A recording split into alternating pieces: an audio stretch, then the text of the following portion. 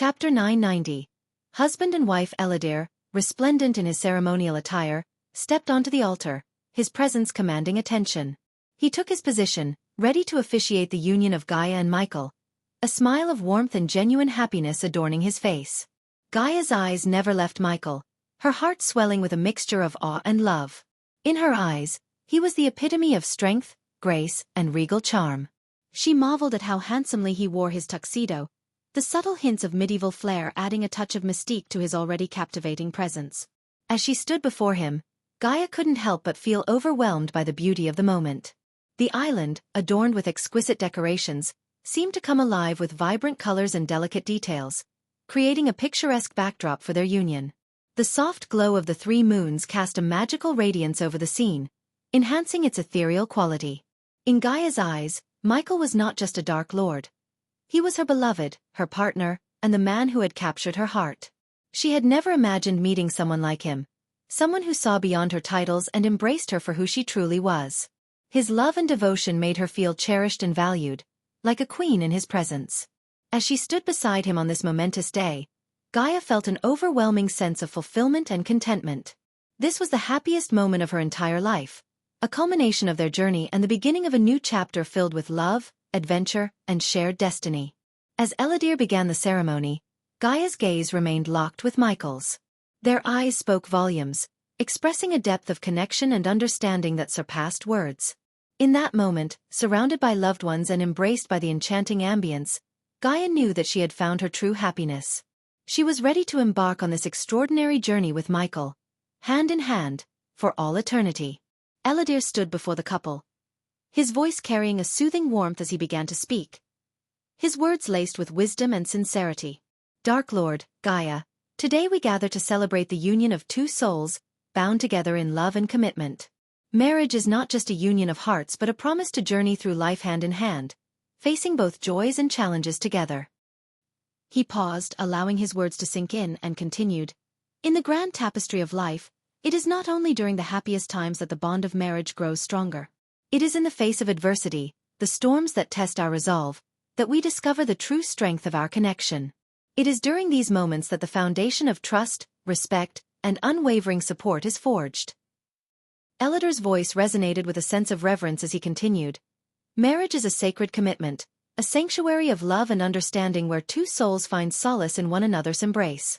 It is a partnership that calls upon you, Dark Lord, and you, Gaia, to stand as pillars of strength for one another.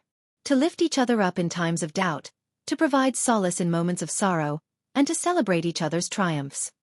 He turned his gaze towards Michael and said, Dark Lord, as you stand here today, know that the strength of your character, the depth of your love, and the unwavering devotion you offer to Gaia will guide her through life's uncertainties.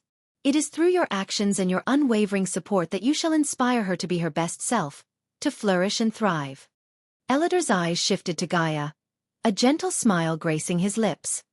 And Gaia, as you stand by the side of the Dark Lord, know that your love, compassion, and unwavering loyalty will serve as a beacon of light in his darkest moments. Your presence shall bring him comfort, and your understanding shall be his refuge. He turned his attention back to the couple before him, his voice filled with heartfelt sincerity. May your journey together be blessed with unwavering love, unbreakable bonds, and a shared destiny that transcends time. Cherish one another, uplift one another, and never forget that the strength of your love will carry you through life's greatest challenges. As Eladir's words hung in the air, the atmosphere was filled with a profound sense of unity and purpose. The couple exchanged a glance, their eyes reflecting the depth of their commitment and the promises they held within their hearts. In that moment, they knew that their love was not merely a fleeting flame but a blazing fire that would guide them through every step of their shared path. Eladir, recognizing the couple's preference for brevity, smiled warmly and nodded. In the spirit of your wishes, let us proceed without lengthy speeches. Dark Lord, Gaia, please share your heartfelt sentiments. Michael took a step forward, his eyes fixed on Gaia with unwavering adoration. With a voice filled with conviction he spoke. I stand here today, surrounded by the love and support of those who have joined us in this celebration. But there is one truth I want to share. In this vast world, if a man claims to have fallen in love with a woman, he would never have the capacity to fall in love with another. If he does, then he never truly fell in love with the first. His words carried a sense of absolute devotion, a testament to the depth of his love for Gaia. The guests listened intently, captivated by the sincerity and conviction in his voice. Gaia, her eyes shimmering with unshed tears, stepped forward to speak. Her voice trembled with emotion as she addressed the gathered crowd. I am not one for grand speeches, but I stand here today, in the presence of all the people who hold a special place in our hearts, to say a heartfelt thank you. Her gaze met Michael's, and she continued, her voice filled with love and gratitude. Thank you for seeing me for who I truly am, for accepting and embracing every part of me. You have shown me a love so pure and unconditional, it has transformed my world. Today, as we embark on this journey together, I promise to stand by your side, to cherish and nurture the love we share. The guests applauded, touched by the sincerity of Michael and Gaia's words. Their love, expressed in its simplest form, resonated deeply within the hearts of all who witnessed the exchange. Eladir, his eyes gleaming with joy, concluded the moment with a smile. May your love continue to grow, nourished by the bond you share and the unbreakable commitment you have made to one another. Today, we celebrate your union and the beginning of a beautiful chapter in your lives. Eladir, his voice filled with warmth and joy, turned to Gaia and asked, Gaia, do you accept him as your husband, to love, honor, and cherish him in both joyful and challenging times? Gaia, her eyes sparkling with love and happiness, nodded fervently. Yes, with all my heart. Eladir then turned to Michael and asked, do you accept Gaia as your wife, to love, honor, and protect her in both joyful and challenging times? Michael's voice resonated with unwavering certainty. Yes, with all that I am. With a radiant smile, Eladir declared, by the power vested in me, I now pronounce you husband and wife. As the guests erupted into applause, Eladir presented the wedding rings, a symbol of their eternal commitment. Gently, Michael and Gaia took each other's hands, slipping the rings onto their fingers, a gesture of love and unity. Eladir's voice filled the air once more. You may now seal your vows with a kiss. Time seemed to stand still as Michael and Gaia leaned in, their lips meeting in a tender and passionate embrace. The guests rose to their feet, showering the newlyweds with flowers and applause. Joy and celebration filled the air, mingling with laughter and cheers. Amidst the vibrant display of affection and admiration, the couple stood embraced, their hearts overflowing with love and gratitude. The moment marked the beginning of their shared journey, a union blessed by the love of those who surrounded them. As the petals of countless flowers danced around them, Michael and Gaia reveled in the euphoria of their union, knowing that their love had triumphed and that their souls had found their perfect match. They were now husband and wife, ready to face the future hand in hand, with the unwavering support of their loved ones by their side. The celebration continued in full swing as the enchanting melodies played by Ricky, Daniel, and the talented vampires filled the air. The infectious rhythm beckoned the guests to the dance floor, where laughter and joy echoed through every step. Gaia and Michael, their eyes locked with love and mirth, swayed together, their bodies moving in perfect harmony. The aroma of delectable delicacies wafted through the air, drawing everyone towards the feast prepared by Raylene. The tables were adorned with an array of mouth-watering dishes, each one a masterpiece in its own right. Succulent roasted meats, accompanied by a medley of herbs and spices, delighted the senses. Colorful salads burst with freshness and flavor, while platters of exquisite pastries tempted even the most disciplined palates. Guests gathered around, savoring the culinary delights, their taste buds tingling with pleasure. Raylene's culinary expertise was evident in every bite, as her creations showcased a perfect balance of flavors and textures. Laughter and compliments filled the air as each dish was savored, and the sound of clinking glasses and toasts resonated throughout the night. Amidst the festivities, Cindy, with her infectious energy, twirled and danced amongst the ladies, filling the atmosphere with her youthful enthusiasm. Saber, Delar, Raylene, Claire and Eve, their usual stoic demeanor forgotten, joined in the merriment, their smiles lighting up the night. Gaia and Michael watched with adoration, their hearts filled with joy at the sight of their loved ones immersed in the celebration. As Cindy spun and twirled, Gaia and Michael shared a knowing glance. Michael's deep voice resonated with amusement as he said, "Look at our little dancer." Gaia's laughter bubbled forth as she replied, "She knows how to light up a room. I just wish the ugly lizard was here." Their voices mingled with the music and laughter, a symphony of love and happiness. The beauty of the moment was not lost on them, as they reveled in the love and unity that surrounded them. The wedding, a celebration of their love, had become a joyous occasion for all, a testament to the bonds forged through friendship and shared experiences. As the night unfolded, the dance floor became a whirlwind of movement, with guests of all ages and backgrounds joining in the festivities. The once reserved vampires allowed themselves to be carried away by the rhythm, their graceful movements intertwining with those of their human counterparts. Amidst the delight and joy that filled the air, unbeknownst to the guests, a different presence loomed in the distant realm of gods. The god of war, a powerful and enigmatic deity, had taken notice of the momentous occasion taking place on the small island. Only the passage of time held the answer to the god's intentions. Would he choose to grace the wedding with his presence, bestowing his blessings upon the union of Gaia and Michael? Or would his wrath be unleashed, throwing the joyous celebration into chaos and upheaval? As the music played and the laughter resonated, the guests reveled in their happiness, unaware of the potential storm brewing in the realm of gods. Destiny would unfold in due course, and only then would the true nature of the god of war's intentions be revealed. For now, the island remained a haven of joy and celebration, a sanctuary where love and unity reigned supreme. Time, the ever-watchful observer, would soon reveal whether the god of war's presence would bring blessings or unleash the tempest of his wrath upon the unsuspecting wedding party. Chapter 991. War God of the Pantheon. While Michael's marriage celebration was going on full swing, in the realm of gods, where chaos and rumors of Dagon's return swirled, a towering figure commanded attention. This godly being was Rudra, the war god, a sight to behold. Standing taller and broader than any mortal, his muscular frame exuded power and strength. His fiery red hair cascaded down his back, complementing his commanding presence. Adorned in gleaming golden armor, Rudra's arms were protected, while his sculpted chest and well-defined abs were proudly displayed. His shoulders bore the weight of majestic lion heads, intricately crafted and attached to his shoulder plates, symbolizing his ferocity and dominance. Atop a hill, on a bed of gold, Rudra reclined, a goblet of wine in his hand. The setting sun painted the sky in hues of orange and gold, casting a warm glow upon the god's features. His aura resonated with divine power, radiating an aura of authority and awe-inspiring might. The mountaintop where Rudra found solace was strewn with fragments of stone, remnants of golems that had met their demise during his relentless training.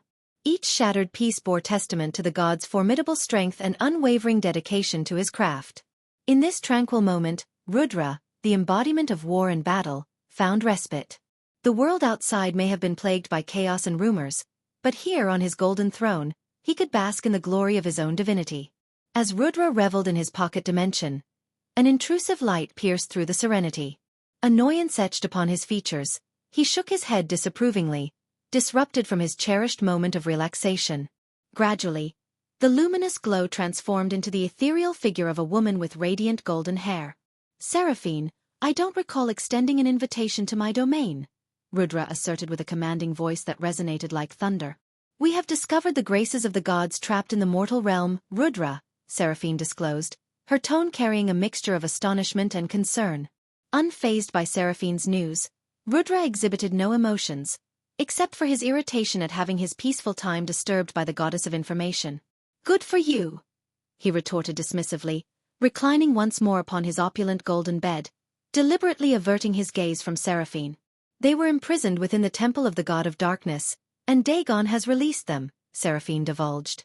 The moment Rudra heard the names god of darkness and Dagon, his nonchalant facade dissipated, replaced by a flicker of excitement as he lifted his gaze to meet Seraphine's expectant eyes. Amused, Rudra contemplated the revelation. "So all this time, the graces were hiding right under our noses. And Dagon, how did he manage to breach our realm from the depths of hell? I can only imagine the frenzy the Pantheon must be in," he mused, flexing his formidable godly muscles. "Andor is currently handling Dagon's presence. The Pantheon requests that you ensure Dagon's swift return to the depths of hell," Seraphine conveyed, prompting a chuckle from Rudra. "Andor? That guy always complicates matters for the sake of appearing like a master strategist. All he does is waste time and lays around all day. Hold on a moment, you mentioned Dagon freeing the graces from the Dark God's temple. Didn't you inform me that Dagon was unable to breach our realm through the protective barrier surrounding the mortal realm?" Rudra inquired. Seraphine sighed wearily, continuing with her explanation. "Somehow, Dagon managed to momentarily enter our realm and unleash the graces. I am now certain he is amassing his forces within the realm between. As a fallen god, Dagon possesses the ability to transcend the barrier erected by the Dark God. The only hindrance preventing his full incursion into our realm is the artifacts that bind him to hell. Andor leads the Skyhall army against Dagon's Hellwalkers. However, Andor cannot unleash his full power without leaving that damn castle. So, you expect me to venture into the realm between and join forces with Andor's mortal army? Rudra questioned, his tone dripping with disdain at the mere suggestion put forth by Seraphine. Let me make this clear, Rudra. Dagon is unable to escape hell until his Hellwalkers break the artifacts within the realm between. Andor is confined to his castle, unable to enter the realm of gods, and we are unable to step into the mortal realm until the barrier created by the Dark God is dismantled. The Pantheon desires the Dark God's current incarnation to break the remaining 3 seals, allowing us to breach the barrier and confront Dagon directly in hell. Do you understand? Seraphine explained, simplifying the intricate situation. It seems straightforward enough. Although I'm certain the Pantheon and Andor have concocted an elaborate plan to make themselves appear as masters of the universe, pulling off intricate strategies and such, Rudra chuckled at the thought of the Pantheon's machinations. Things are not as simple as they may appear, Rudra. Perhaps for you, the war god who charges into battle with sheer brute force and no need for elaborate plans, Seraphine remarked with a serious tone. I always have a plan, Seraphine. It's called power. Overwhelming power surpasses strategies any day, Rudra stated confidently, rising from his golden bed to face Seraphine. No matter how intricate an ant's plans may be, all it takes is a single step to crush both their plan and their life, Rudra declared confidently, causing Seraphine to sigh in resignation. She knew better than to argue with Rudra, for he had proven himself victorious time and time again against the enemies of the Pantheon. After all, he was the god of war for a reason. Will you venture into the realm in between? Seraphine asked, seeking a direct answer. However, instead of responding immediately, Rudra lifted his wine glass, savoring a slow sip before continuing. Fighting the Hellwalkers would serve no purpose. A war cannot be won by winning a solitary battle. Victory in this war with Dagon will only be achieved when his head lies severed on the ground. To defeat him, we must confront him at his weakest point, Rudra explained, his eyes gleaming with excitement. Seraphine couldn't help but grin inwardly, recognizing the fervor that always consumed Rudra. While he may not possess the strategic prowess of Andor, when it came to winning wars, there was no god more adept than the god of war himself. What do you propose, Rudra? As I've said, I dislike convoluted plans. My strategy is simple. I shall send a fraction of my divine essence into the mortal realm, locating the 3 seal-bearers and allowing the current incarnation of the Dark God to eliminate them. This will grant us access to hell, where we can confront Dagon directly before he sets foot in our realm. Rudra outlined his plan, noting the alignment with Andor's own strategy.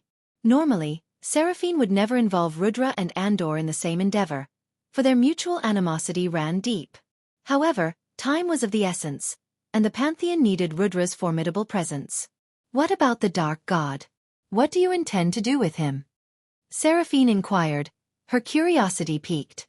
She knew that 5,000 years ago, Rudra had harbored a burning desire to confront the god of darkness. However, the Dark God had reset the universe and erected a formidable barrier between the mortal realm and the realm of gods, effectively preventing a clash between them. Rudra had been denied the opportunity to engage in battle with his ancient adversary.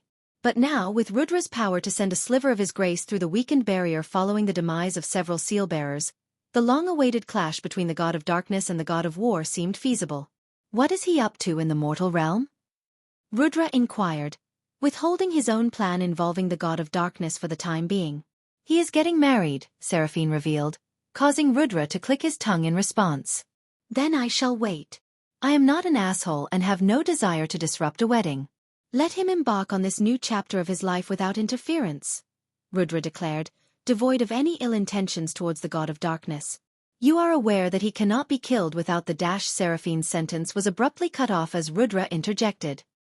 He may be unkillable for now, but I can weaken him to the point where he will no longer pose a threat, Rudra snickered, his confidence evident. But that is not a permanent solution, Rudra. He has the potential to regain his strength, Seraphine argued. Then I will face him time and time again until you strategists come up with a more viable approach. After all, we gods have nothing but time on our hands, Rudra declared, his determination unwavering. Then, Rudra placed his fingers on his forehead, tapping into the immense power that flowed through him. With a swift motion, he extracted a small sliver of golden thread, pulsating with his divine grace. Holding it up, he turned to face Seraphine. "This tiny fragment of my grace will accomplish more than Andor's complicated plans ever could," Rudra proclaimed confidently. With a flick of his wrist, he released the sliver of grace, watching as it disappeared into the vast expanse of the golden sky, making its way toward the mortal realm. Seraphine raised an eyebrow, her curiosity piqued. "But Rudra, your grace requires a mortal vessel in the mortal realm. How do you plan to accomplish that?" Rudra grinned mischievously, his eyes gleaming with unspoken knowledge. "Fear not, Seraphine. I still have devoted worshippers in the mortal realm who would gladly offer their physical bodies for the manifestation of my grace. They shall be the vessels through which my power will flow." Seraphine nodded, realizing the extent of Rudra's connection to his followers. She understood that their unwavering devotion would provide the conduits necessary for his divine grace to manifest in the mortal realm. In the vast tapestry of the divine realm, each god was a protagonist in their own story, with their own trials, triumphs, and quests. The god of darkness, the god of war, the god of time and space, and the fallen god Dagon all played their roles, guided by the invisible hand of fate. Their choices, desires, and motivations wove together, bringing them into conflict and forging alliances that remained hidden from the rest of the realm of gods. Among them, it was the god of darkness who found common ground with Dagon, the fallen god. Together, they formed an unexpected alliance that threatened the delicate balance of power. The true motives of Dagon's rebellion and the intricate relationship between the god of darkness and Dagon remained concealed, awaiting a time when the threads of fate would be pulled, unraveling the mysteries of their intertwined stories. As the sliver of grace continued its journey, Rudra and Seraphine stood in the realm of gods, contemplating the imminent events that would unfold. The fate of both realms hung in the balance, and Rudra's bold plan would set into motion a series of events that could change the course of their existence. Chapter 992. War God crashes. The wedding. As the wedding celebration of Michael and Gaia reached its peak, the atmosphere was filled with joy, laughter, and the infectious rhythm of music. The guests danced and reveled in the happiness of the occasion, their hearts light and carefree. Amidst the merriment, Michael, the groom, glanced up at the night sky and noticed a sudden glimmer of light. It caught his attention, and an uneasy feeling settled in the pit of his stomach. Sensing something amiss, he discreetly activated the earpiece hidden beneath his neatly tailored suit. "Spider, I've spotted a strange light in the sky. Check it out discreetly and report back," Michael whispered urgently, ensuring that Gaia remained unaware of his concerns. Before the vampire death squad could acknowledge his command, the glimmer of light in the sky rapidly intensified, closing the distance with astonishing speed. Gasps of surprise escaped from the guests' lips as the light descended upon the island, illuminating the surroundings with an otherworldly brilliance.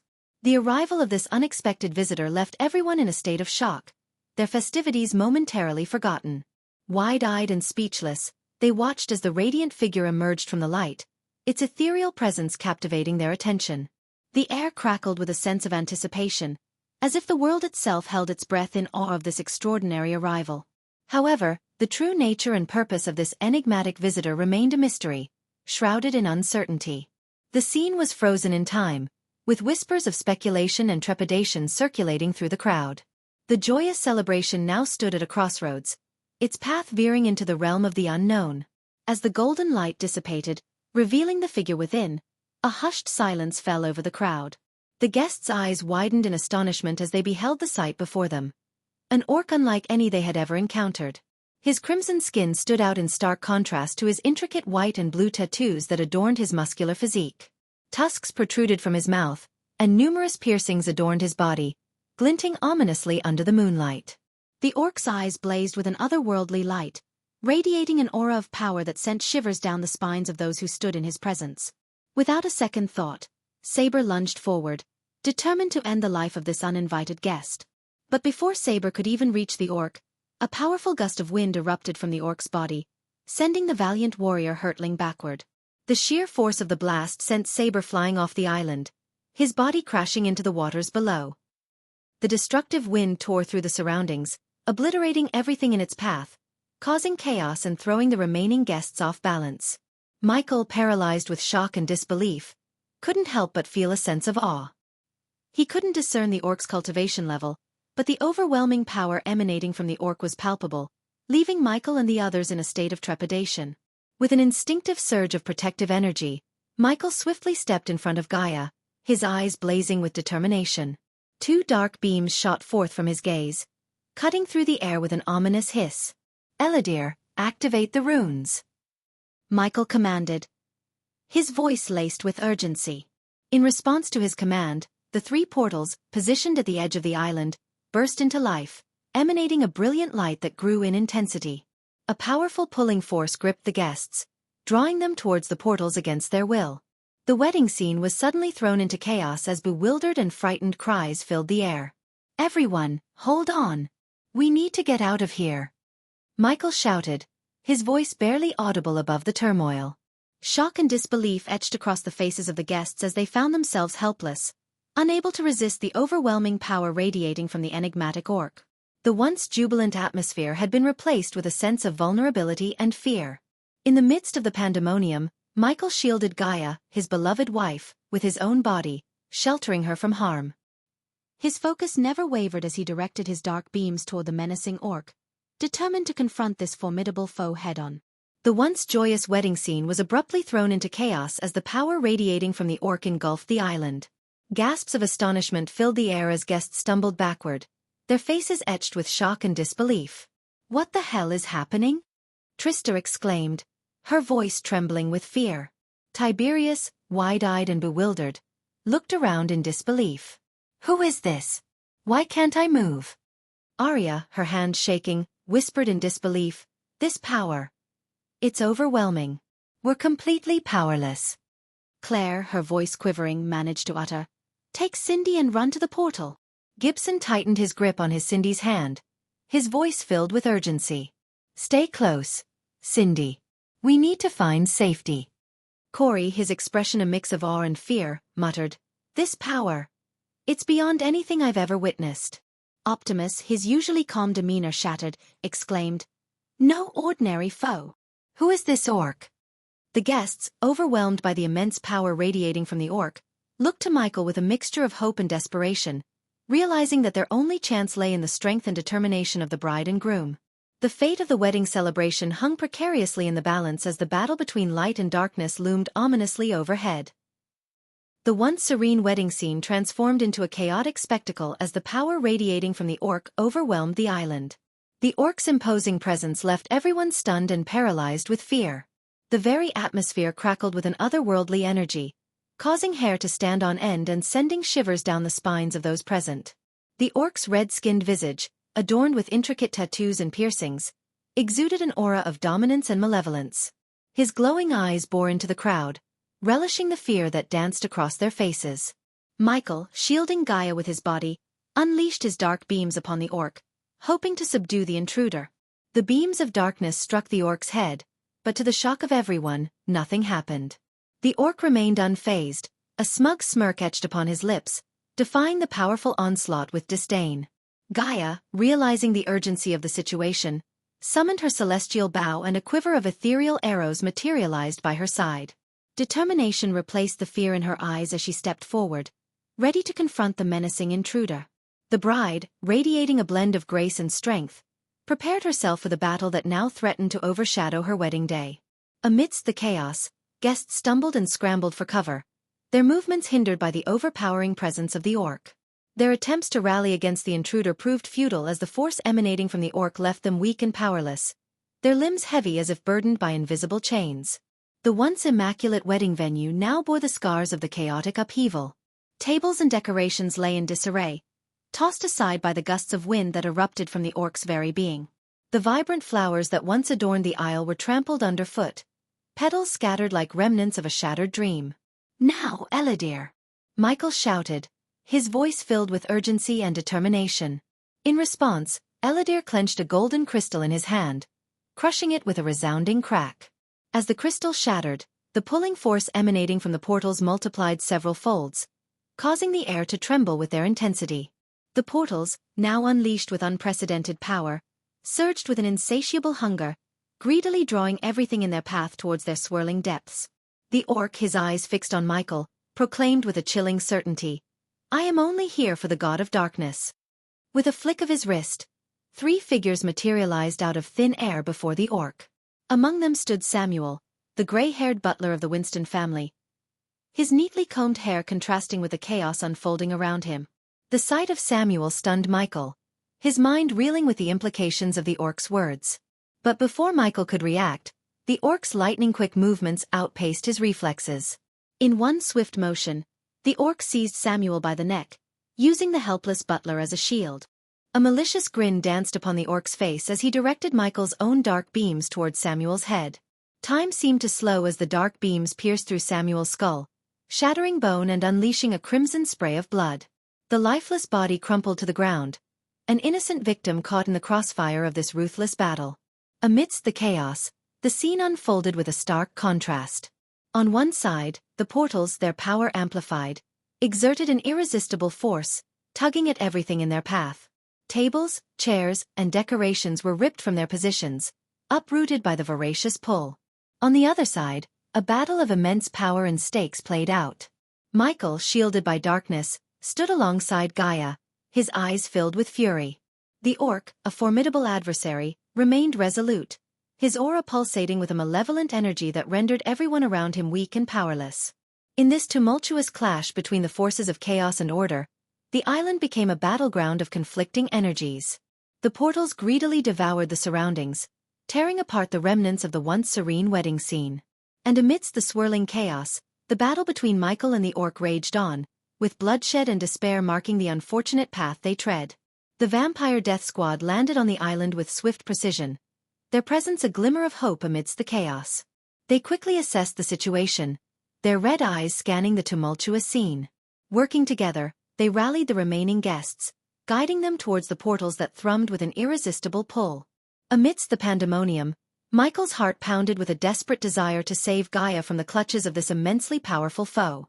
With determination etched on his face, he reached out and grasped Gaia's hand, his grip firm and resolute. With all his strength, he propelled her towards the nearest portal, his intention clear. But in the midst of the airborne journey towards the portal, Gaia's body moved with a swift fluidity. With a sudden twist, she knocked an arrow upon her bowstring and took aim at the orc, defying Michael's intention to guide her to safety. The tension in the air was palpable as Gaia's fingers released the arrow, its trajectory carrying it towards the orc with a lethal intent. In a display of godly speed, the possessed orc, fueled by Rudra's sliver of grace, dashed towards Michael with a swiftness that defied comprehension. The air crackled with anticipation as the orc's movements became a blur, evading Michael's punches and kicks with uncanny agility. Despite the orc's imposing size, it maneuvered with the grace of a predator, effortlessly eluding Michael's onslaught. The ground trembled beneath them as Michael's dark beams shot forth from his eyes, slicing through the earth with devastating precision. The surroundings bore the scars of their deadly power, split apart and rent in halves, a testament to the ferocity of the battle. But the orc, an embodiment of Rudra's divine essence, proved elusive, nimble in its evasion. Each blow was met with a deft sidestep, each kick evaded with a fluid movement that seemed to defy the laws of physics. In the midst of this violent ballet, the orc seized an opportunity, delivering a powerful punch to Michael's chest with an impact that sent him hurtling through the ground, the earth quaking beneath the force. Gaia's voice echoed through the chaos, her heart-rending cry of "No!" a testament to her anguish and determination. The air hung heavy with tension as the battle raged on, the clash of power and the stakes at hand becoming a swirling vortex of uncertainty. As agony surged through Michael's body, his advanced personal device, APD, around his wrist sensed his critical condition. With mechanical precision, the APD swiftly injected a potent healing potion into his bloodstream, mending his damaged organs and revitalizing his strength.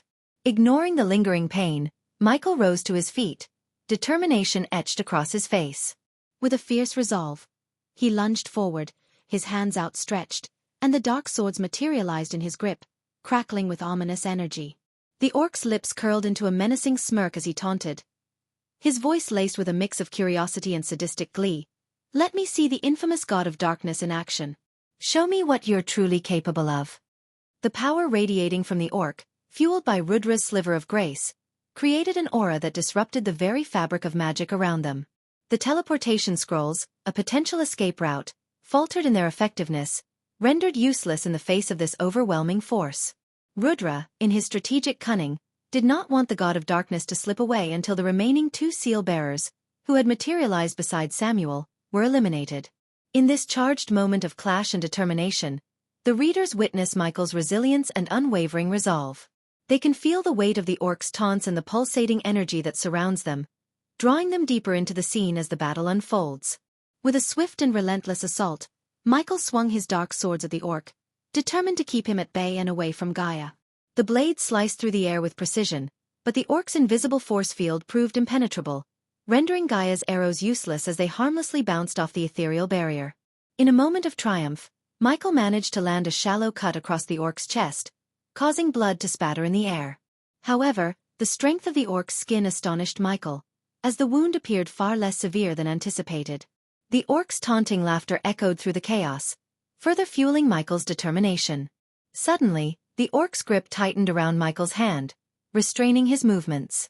With his other hand outstretched, the orc reached for one of the remaining seal-bearers, a frail old man cloaked in dark brown fabric. In a cruel twist of fate, the old man was lifted effortlessly into the orc's colossal palm, his terrified gaze meeting Michael's.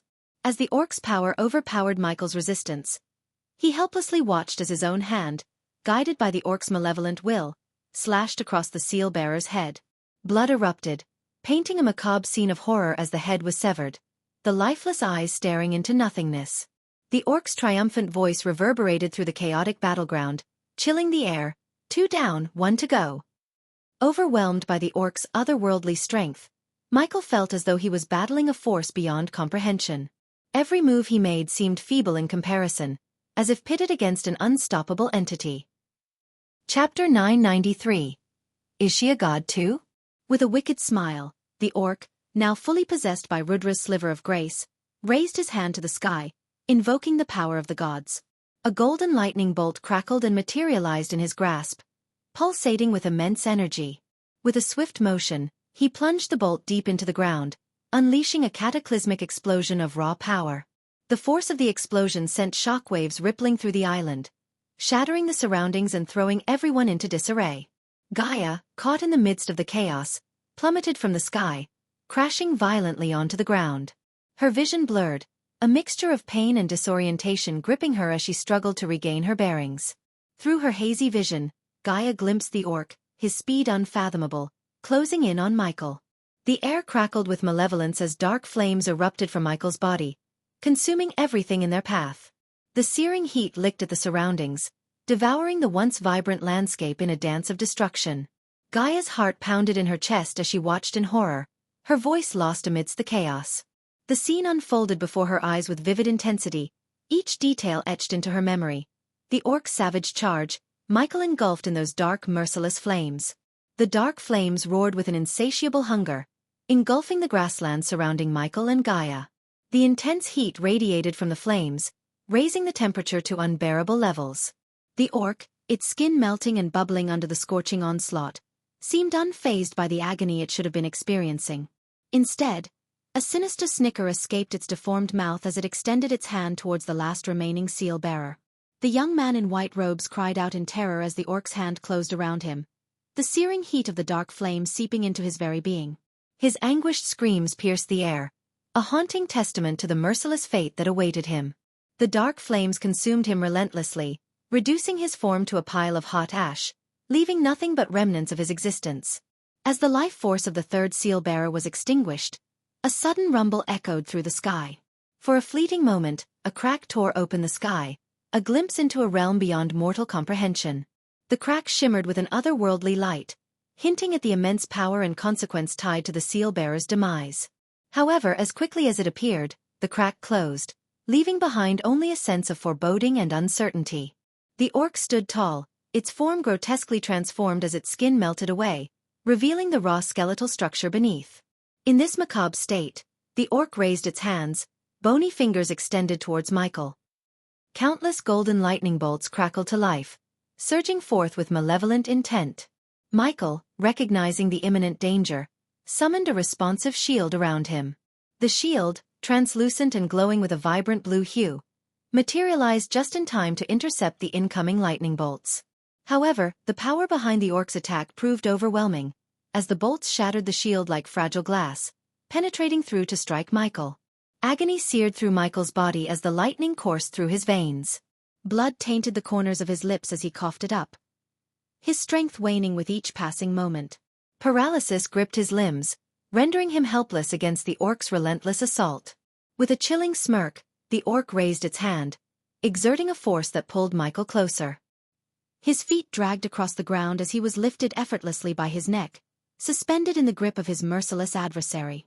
The acrid scent of burning grass mingled with the sickening odor of charred flesh, filling the air with a haunting reminder of the devastation surrounding them. The metallic tang of blood lingered, a testament to the violence that had unfolded on the island. As the orc's skin continued to melt away, revealing the gruesome side of its skull, a grim and horrifying visage emerged.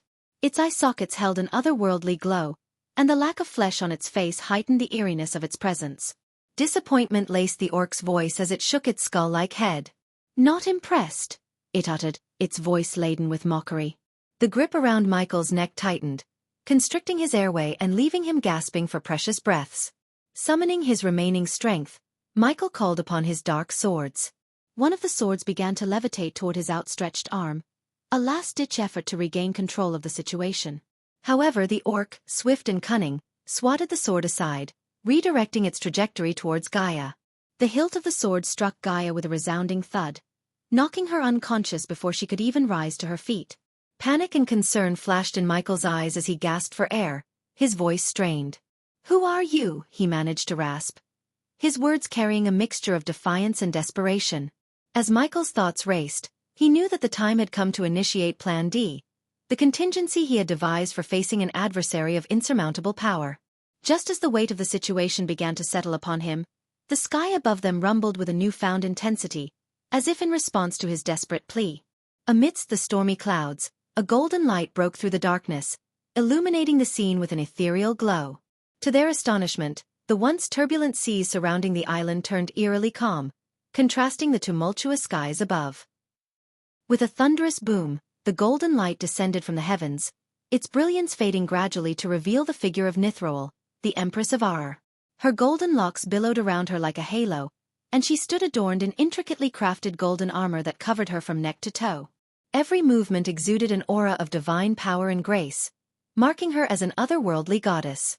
Soon, a golden bow materialized in her hand, emanating a radiant energy that seemed to pulse with ancient enchantments. As she pulled back the string, an arrow adorned with intricate runes materialized, poised to be released at her command.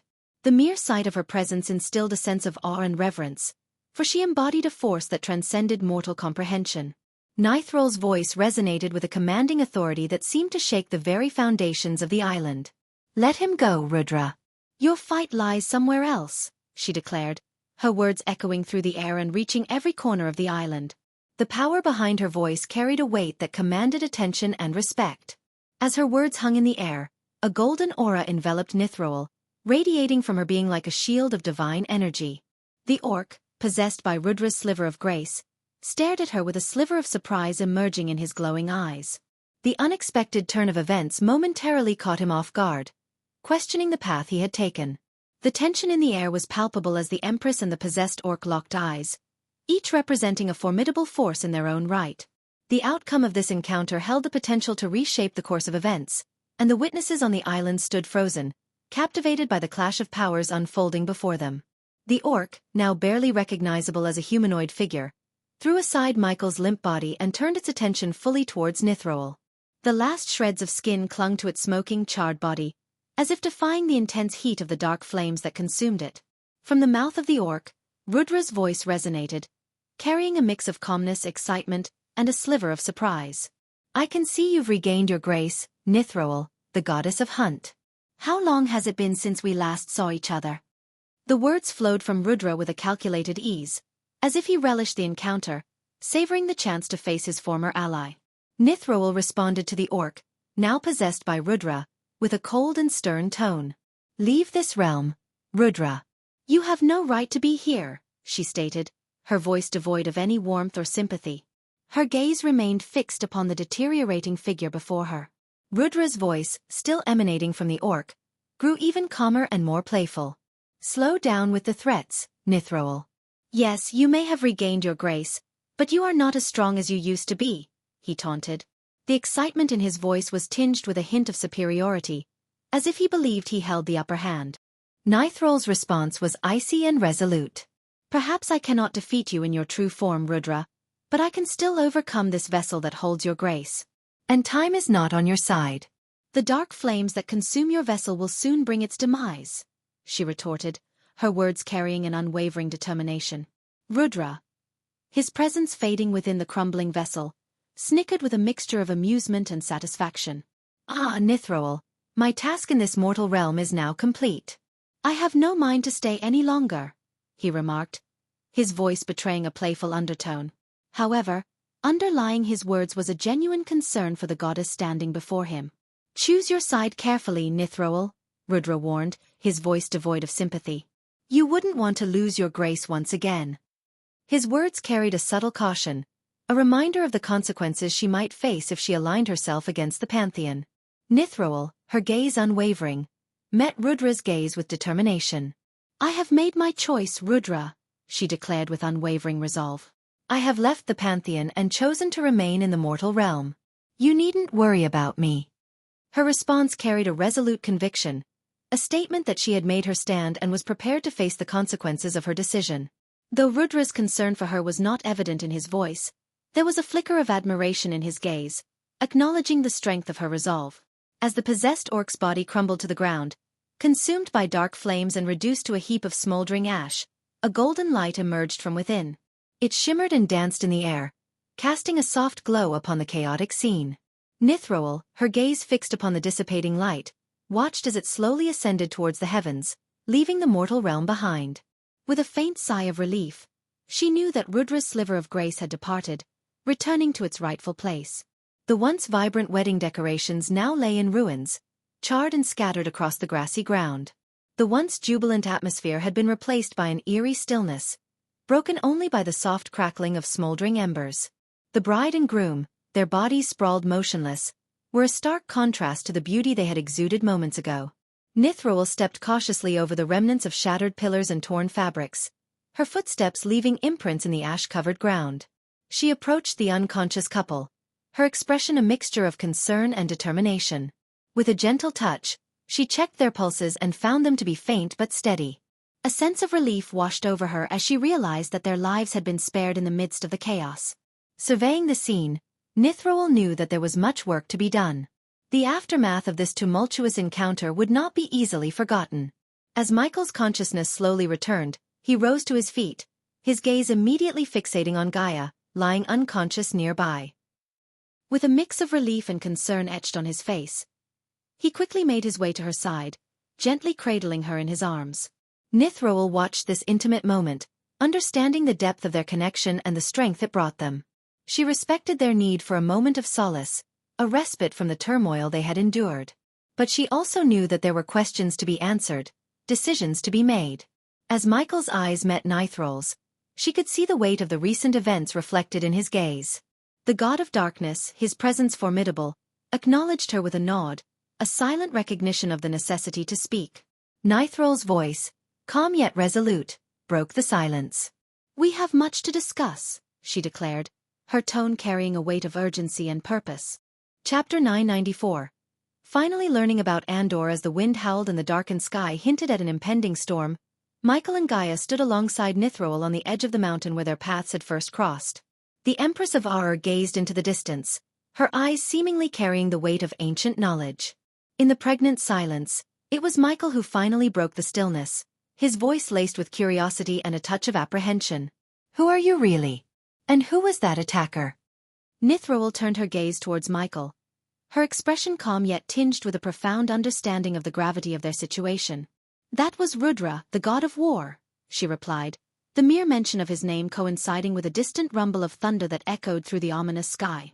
Gaia's astonishment was evident as she grappled with the realization that they had been targeted by a deity, and one associated with war no less.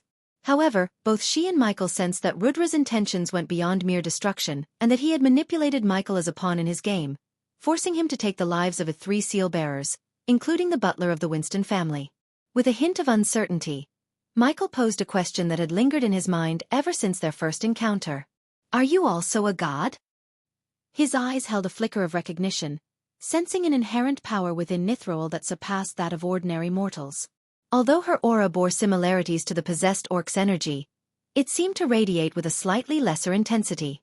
The atmosphere around them crackled with anticipation as they awaited Nithroel's response, seeking clarity amidst the chaotic events that had unfolded.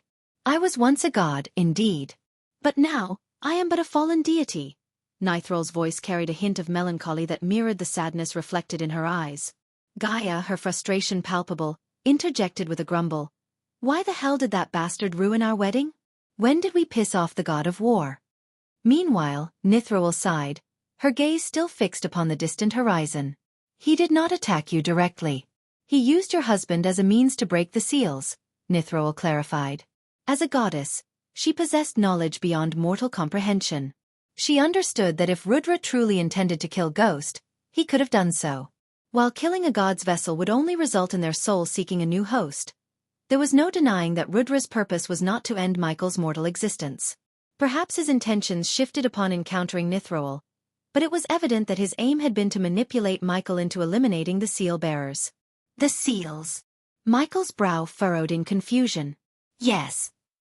In your previous life, you constructed an intricate array that acted as a barrier between the mortal realm and the realm of gods, preventing mortals from entering the divine domain and vice versa.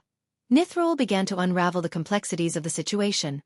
Unbeknownst to you, these seals were embedded within individuals who were not even born during your previous self's time. Only you possess the power to break these seals by slaying the designated seal-bearers. Each time a seal-bearer dies, the barrier between our realms weakens. Once all the seals are broken, the gods will regain the ability to traverse freely between the mortal realm and the divine realm, as they did in the past. However, Nithroel herself remained unaware of the variations within the seals, specifically those designed by the previous Dark Lord and Eladir in their respective timelines. This explained how Diana, in Michael's timeline, managed to break one of the seals when she killed the seal-bearer, Bai Ning. As Michael processed the weight of Nithroel's words, she continued to unravel the perilous web that entangled them all. The Pantheon has initiated their movements against Dagon, and now you find yourself caught in the crossfire of their war, Nithroel stated, her voice laced with concern. What you encountered was merely a sliver of Rudra's grace, a mere 1% of his full power. Consider, then, the unimaginable might wielded by an entire pantheon of gods and the vengeful god who desire to see you crumble. Michael and Gaia were left stunned, the mention of a vengeful god sending shivers down their spines. Unable to contain his curiosity, Michael posed the question that gnawed at him. Who is this vengeful god? He inquired, his voice betraying a mix of apprehension and intrigue. Andor, the god of time and space, Nithroel replied, her gaze piercing their souls. My memories of him remain fragmented, but one thing remains certain. You cannot remain in this realm for much longer. The other fallen gods will soon regain their graces and seek you out. You are not yet prepared to face the wrath of the gods, and even I cannot aid you should more deities descend upon this realm. An array of questions swirled in Michael's mind, yet one in particular burned with intensity. Why are you helping me? Michael questioned, his voice filled with genuine curiosity. Nithroel's eyes softened, her gaze holding a flicker of determination. I cherish ruling the mortal realm, Ghost, she confessed. But the Pantheon seeks to transform mortals into their slaves. Once they arrive in this realm, each god will demand unwavering devotion and worship from mortals. Those who dare defy them will be made examples of, and gradually, this realm will devolve into a vast slave market, devoid of free will and consumed by blind loyalty. The only thing that preventing this grim fate is the barrier between the two realms.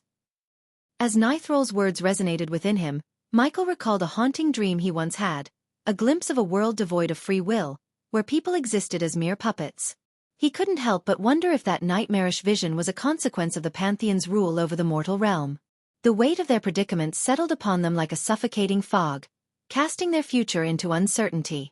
The path ahead was treacherous, fraught with danger and the impending wrath of gods. With their newfound knowledge and the stakes laid bare before them, Michael, Gaia, and Nithroel stood on the precipice of a fateful journey, their destinies intertwined in the grand tapestry of divine machinations and mortal resistance. But the barrier that your former self created is weakening, and only you possess the power to reinforce it, Nithroel explained, her voice filled with urgency. You must grow stronger and prepare to confront the gods, Ghost. Dagon cannot indefinitely divert the attention of the pantheon. Michael's brows furrowed as he contemplated the mention of Dagon, the infamous ruler of hell. So, Dagon is also a fallen god? Gaia interjected, seeking clarification. Nithroel nodded in confirmation. Among mortals, you are already formidable with your half-celestial cultivation stage. However, the power of the gods resides on an entirely different plane. You must transcend the limitations of the celestial stage. Do not step foot into this world until you have done so, Nithroel advised, her tone resolute. As Nithroel spoke, Gaia's voice quivered with uncertainty. Where should we go? Aitnes. The fallen gods cannot reach you there, Nithroel replied, conjuring images of the vibrant neon-lit forests of Aitnes and the loyal wood elves who inhabited its realms. I will go there once I gather the others at the castle, Michael stated, but Nithroel swiftly shook her head. No, Andor must have already learned of recent events and will be plotting his next move to hinder your path to Aitnes. Time is of the essence, and you cannot afford to waste a moment. You must depart now. I will do everything within my power to safeguard the others, but the odds are undeniably stacked against us, Ghost. Nithroel's voice grew intensely serious. Gaia pleaded, her voice filled with concern. At least let me bring my mother. Nithroel shook her head in response. My people are already on their way to ensure the safety of your mother and the others. Nithroel's words abruptly halted as her gaze shifted towards the distant sky, her focus returning to Michael once again. Go now, Nithroel urged, her voice carrying a sense of imminent danger. She swiftly gestured with her hands, summoning a golden portal that materialized in the air before them.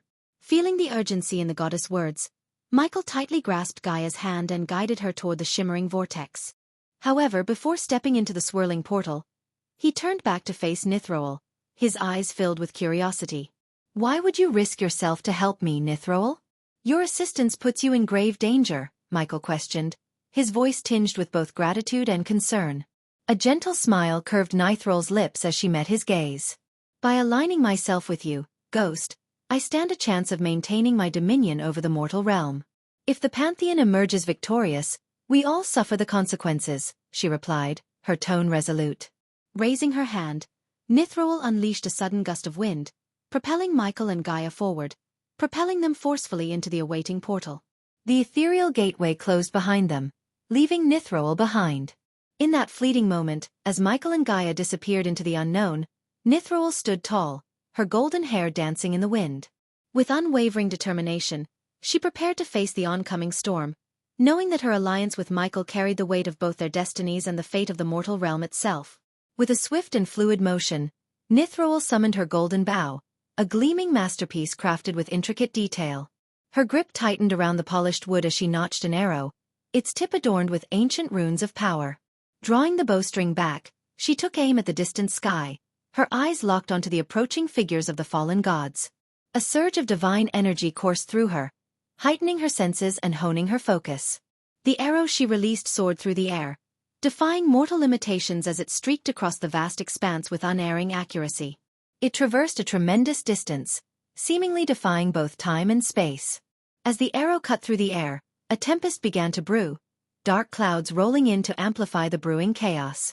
Thunder rumbled in the heavens, their ominous roars echoing through the land. Nature itself seemed to respond to Nithroel's presence, lending its power to her as she prepared to face the fallen gods. Standing tall and resolute, the Empress of Ar remained steadfast in the face of imminent danger. Her golden armor shimmered in the fading light, radiant and unyielding. With every passing moment, the storm grew fiercer, the elements aligning with her purpose. Nithroel knew the odds were stacked against her, confronting a pantheon of formidable adversaries. Yet, she refused to back down, her determination unshakable. The goddess of Hunt stood as a beacon of defiance, ready to challenge the encroaching darkness with all her might. As the fallen gods drew closer, their powerful presence palpable, Nithroel braced herself for the impending clash. She would fight for the preservation of the mortal realm, for the freedom of its inhabitants, and for the hope that her alliance with Michael would pave the way for a future untainted by the tyranny of the Pantheon. We are nearing 1,000 chapters and I can't thank you all my wonderful readers for keep supporting me. Chapter 995. Returning to Aitnes. Chapter 995. Returning to Aitnes. As Michael and Gaia emerged from the portal onto the land of Aitnes, a breathtaking panorama unfolded before them. Gaia's eyes widened in awe as she took in the enchanting sight that lay stretched out beneath her. They stood atop a verdant mountain peak, overlooking a vast expanse of lush forests that extended as far as the eye could see. The forest itself seemed to be an artist's canvas, splashed with vibrant hues of purple and blue. It was a kaleidoscope of colors that blended seamlessly, creating an otherworldly spectacle. Giant trees towered over the landscape, their trunks adorned with intricate patterns and ethereal glow. The forest floor was carpeted with lush, emerald-green moss, adding a softness to the terrain. Towering mushrooms, their caps adorned with mesmerizing patterns, dotted the forest floor, creating a whimsical ambience. As Gaia's gaze wandered further, she caught sight of trees that radiated a gentle luminescent glow, casting a soft and enchanting light that illuminated the surroundings. These radiant trees bathed the forest in an otherworldly glow, adding an ethereal touch to the already mesmerizing landscape. The air was filled with the gentle fluttering of giant butterflies, their wings adorned with iridescent colors that shimmered as they danced through the air. Their presence added a touch of magic to the already captivating scene. The forest of Itines seemed like a place plucked from a fairy tale, a realm where dreams and reality intertwined. Its beauty was captivating, an immersive experience that stirred the senses and transported one to a world of wonder and enchantment. In that moment, as the gentle breeze caressed her cheeks and the symphony of the forest serenaded her ears, Gaia knew that Itines was a place of refuge, a sanctuary from the turmoil that awaited them. "Come on, we should go meet Eladir," Michael said, surprising Gaia. "Eladir? But I thought he was stuck back in our world," Gaia replied, her confusion evident. "No, in case of an attack, I gave Eladir something to teleport into this world with," Michael explained, glancing at his wrist. Unfortunately, his battle with Rudra had broken his Olympus, leaving him without the ability to fly or use his cultivation in this world. However, Michael had a quick solution in mind. "Do you know where to go?" "My Olympus is not broken," Gaia remarked, hopeful. Before Michael could respond, a magnificent golden giant butterfly emerged from the air below the mountain cliff they stood on, accompanied by a powerful gust of wind. Gaia's eyes widened in astonishment as two elves with beautiful brown skin gracefully descended from the butterfly and immediately knelt before Michael. "My lord, you have returned," Taskin said, bowing his head respectfully. "Gaia, meet Taskin and Thilv," Michael introduced the two wood elves to Gaia, acknowledging their loyalty and courage during the events he had shared with her. "Ah, the two warriors who fought against the Sky Hall," Gaia remembered, recalling the tales Michael had shared. "Tell me, Taskin, has anyone else arrived here before us?" Michael inquired, his curiosity piqued. Thilv and Taskin nodded in response. "Yes, my lord. He claimed to have been sent by you and showed us your symbol. We left him back at the village," Taskin reported dutifully. "Good. Then let's make our way to your village." "We have much to do," Michael declared, gesturing for Gaia to join him atop the butterfly. With a swift leap, Gaia gracefully climbed onto their ride, her torn and dirted dress contrasting against her natural beauty. Michael stepped onto the butterfly's wings and waited for Taskin and Thilv to take hold of the reins. Once everyone had settled comfortably atop the giant golden butterfly, they set off toward the village. As the majestic butterfly soared through the air, the wind rushed past them, carrying with it the scent of flowers and the distant melody of birds singing. The landscape unfolded beneath them, showcasing the enchanting beauty of Itines. Butterflies of all sizes and hues fluttered around, their graceful wings adding splashes of brilliance to the scenery. The air itself felt alive, carrying the invigorating aroma of blossoms and the sweet fragrance of nature's abundance. As the golden butterfly gradually descended, it skillfully navigated through the dense canopy of the forest. Gaia marveled at the sight that unfolded before her. The Wood Elves' village was a marvel of engineering and natural beauty, built high above the ground, nestled among the majestic trees. Intricate stairs, woven with ropes and sturdy wood, gracefully interconnected the village houses and each towering tree. The architecture seamlessly blended with nature, utilizing the branches as support beams and allowing the trees to continue their growth undisturbed. The elevated walkways provided a sense of enchantment as they wound their way through the lush foliage, creating an intricate web of interconnected pathways. At the heart of the village, a spacious clearing awaited them. Gaia's eyes widened as she took in the sight of a magnificent statue depicting Michael and Vidora sitting atop his shoulder, meticulously carved from wood. The craftsmanship was impeccable, capturing the essence of their strength and unity. The statue stood tall and proud, serving as a symbol of hope and reverence for the wood elves. Just before the statue, a grand throne had been placed, meticulously crafted from the finest wood, its intricate designs paying homage to nature's beauty. The throne awaited Michael's return, a seat of honor for the one who had brought them salvation and protection.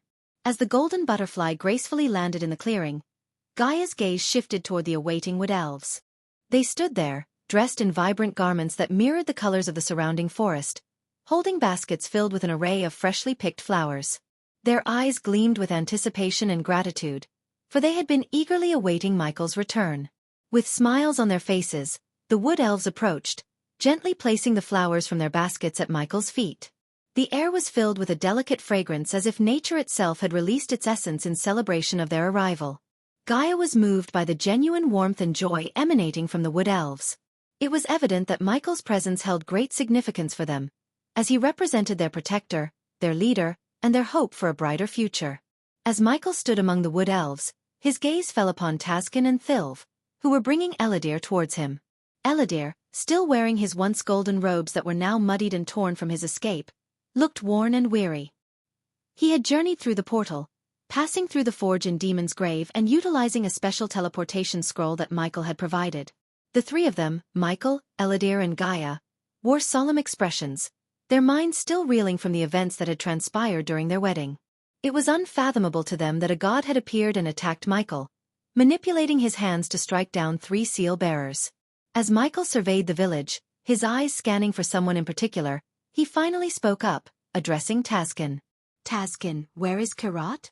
Michael inquired, searching for the village elder he had encountered before. Taskin and the others exchanged glances, a flicker of sadness briefly crossing their eyes. "He has passed away, my lord," Thilv replied with a somber tone. Michael sighed inwardly, acknowledging the loss of the old man, and silently wished for him to find peace. "Now, Taskin, Thilv, if you could leave us for a moment," Michael requested, his voice carrying a tone of seriousness. Understanding the gravity of the situation, Taskin and Thilv bowed and discreetly gestured for the villagers to give them some privacy. As the villagers departed, Gaia sank down onto the throne, feeling the weight of recent events.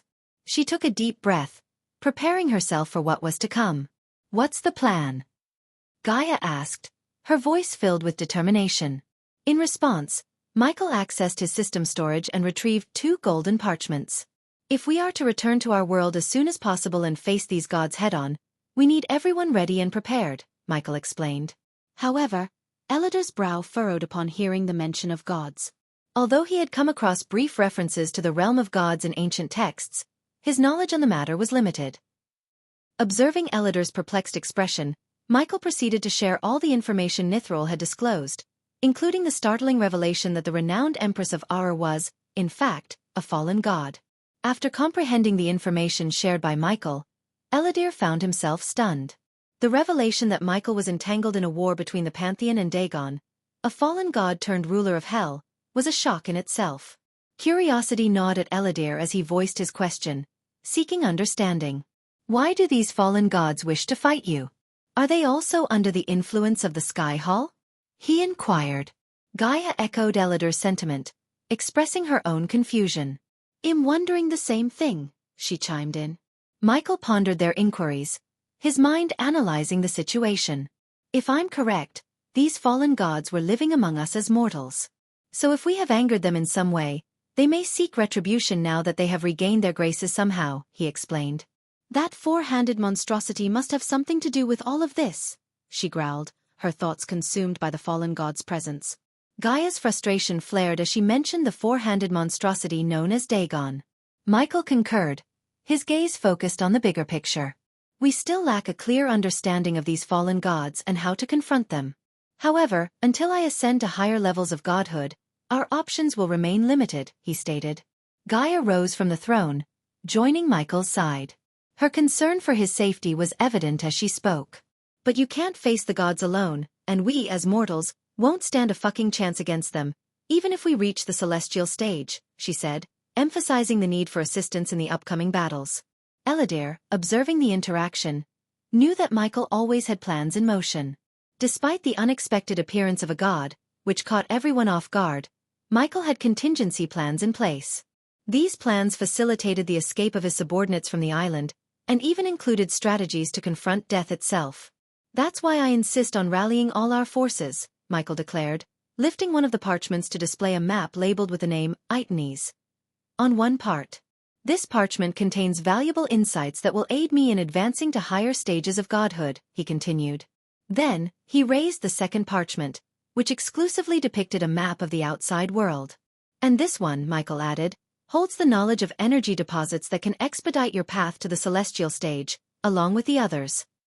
Gaia and Eladir remained unaware of the information Michael had received from the system. It provided him with instructions on how to empower his subordinates to combat the gods. Although his subordinates still had a long way to go before challenging formidable deities like the god of war, the system could enhance their abilities enough to contend with weaker gods. However, the system cautioned Michael that his subordinates were not to face the gods and should avoid direct confrontations with gods at all costs. Yet, it also assured him that once they stepped into the realm of gods, the potential for growth and strengthening through various items and tasks would be boundless. With the mortal realm now under the dominion of fallen gods, Michael recognized the urgency of developing a formidable force to combat them. To achieve this, he and his subordinates needed to venture into the realm of gods, and more importantly, he needed to pave the way. Gaia took the map from Michael's hand and carefully studied its contents before redirecting her attention to him. "But what about the fallen gods? Nithroel warned us against returning to our world until we grow stronger," Gaia voiced her concerns. "You won't be able to grow stronger while being stuck in this world," Michael replied. Curiosity tinged Gaia's question as she sought clarification. "So, what are you suggesting we do?" she inquired. Michael took a moment to gather his thoughts before responding. "You need to return to our world, maintain a low profile, and search for these energy deposits. Utilize them to enhance your own strength while evading any encounters with the fallen gods. Soon, I will acquire a means to conceal your presence from them temporarily," he explained. The system had hinted that it would reactivate once Michael located another seed of darkness. With that reactivation, he could acquire a skill or rune to shield Gaia's aura from the prying eyes of the fallen gods and safely send her back to the outside world. "Good. I want to go on my own," Gaia stated, leaving Eladir taken aback. It hadn't even been a day since they exchanged vows, and now she expressed a desire to part ways. Eladir's face darkened, his emotions entwined with confusion and concern. Gaia quickly began to explain herself, aware of the impact her decision might have on Eladir. "After facing that tiny fraction of the god's power and getting my ass kicked, I know it'll only weigh him down," she began, her voice filled with determination. "The places he's about to venture into will undoubtedly be filled with threats that I, unfortunately, can't handle. Sticking by his side would not only make me useless, but it could also make me a liability, even a potential hostage against him. However, if I return to the outside world, I can make a tangible difference and provide real assistance. As much as I hate leaving his side, it's our best option at this moment. Time is precious, and every minute we waste is a minute our enemies have to grow stronger," Gaia concluded, her conviction shining through her words. Michael let out a sigh of relief, grateful that Gaia understood the situation so well. He knew that sending her off alone carried its own risks, but he also recognized the greater peril involved in obtaining the seeds of darkness. Moreover, once he stepped into the realm of gods, he would become the primary focus of the pantheon, unlike the current situation where their attention was primarily fixed on Dagon. In due time, if Gaia hadn't attained sufficient strength to battle the gods, she could be used against him, placing her life in even greater danger. Chapter 996. Andor's plan has failed. In the midst of the unexpected turn of events, Michael saw an opportunity to transform the situation into something advantageous, as he had always done. After explaining his plan to Eladir and Gaia, he led them into an empty cabin where Eladir had been kept upon his arrival.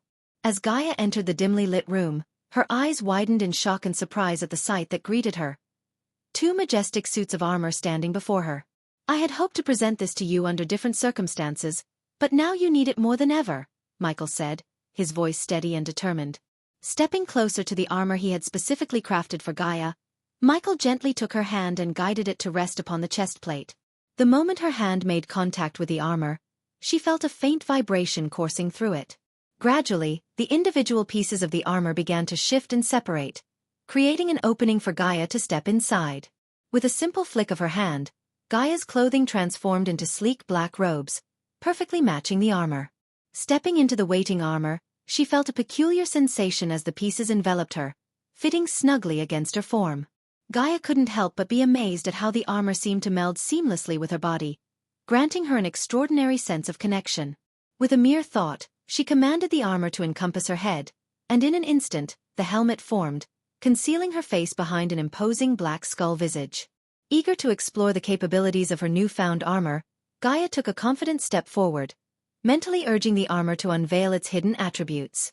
Responding to her intentions, the once billowing black cape attached to her robes disappeared from sight, seamlessly integrating into the armor. Then, to Gaia's astonishment, magnificent metal wings sprouted from her back, their surfaces gleaming in the soft candlelight of the cabin. This armor. Wow. It's just perfect.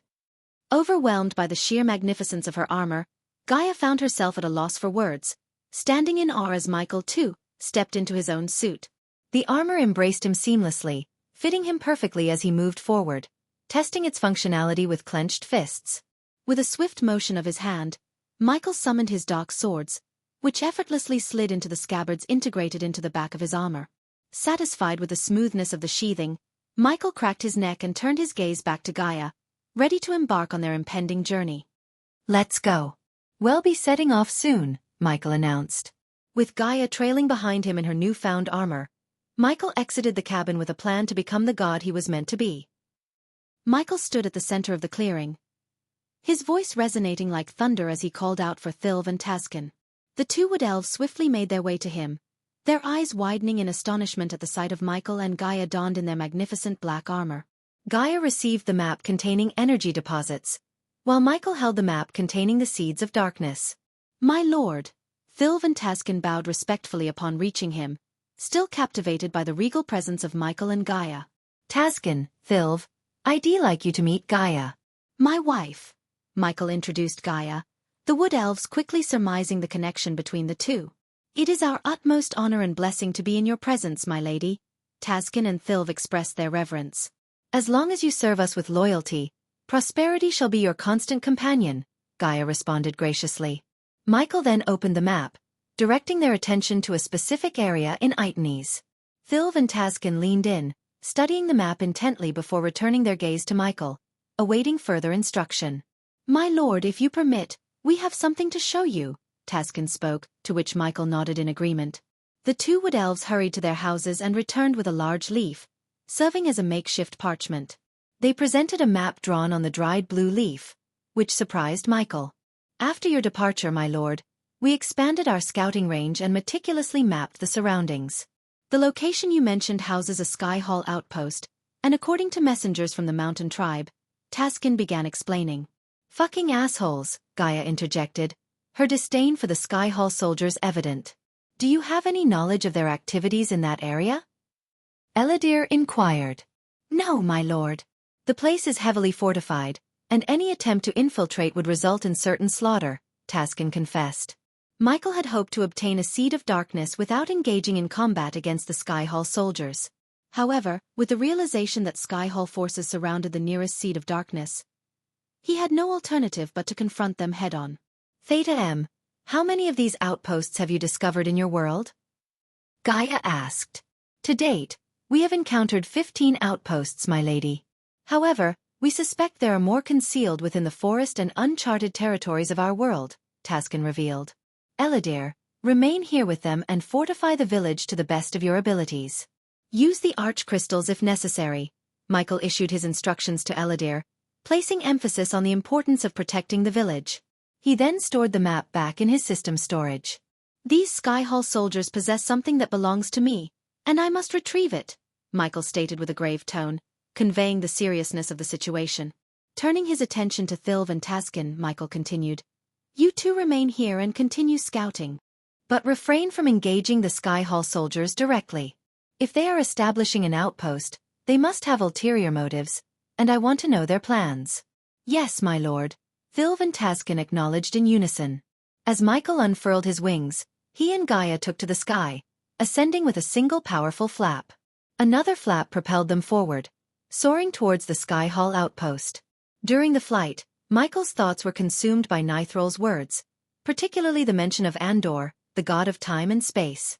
It was apparent that Andor harbored a deep-seated grudge against Michael, likely due to the previous Dark Lord's grievous actions. Michael couldn't help but question why Andor had yet to launch a direct attack against him. Perhaps Andor had already struck, but Michael had failed to recognize it. The presence of the Shadow Force working against him further fueled his suspicion of Andor's involvement. Regardless, Michael understood the importance of familiarizing himself with the gods, especially Andor, as it was a vital first step towards defeating his adversaries.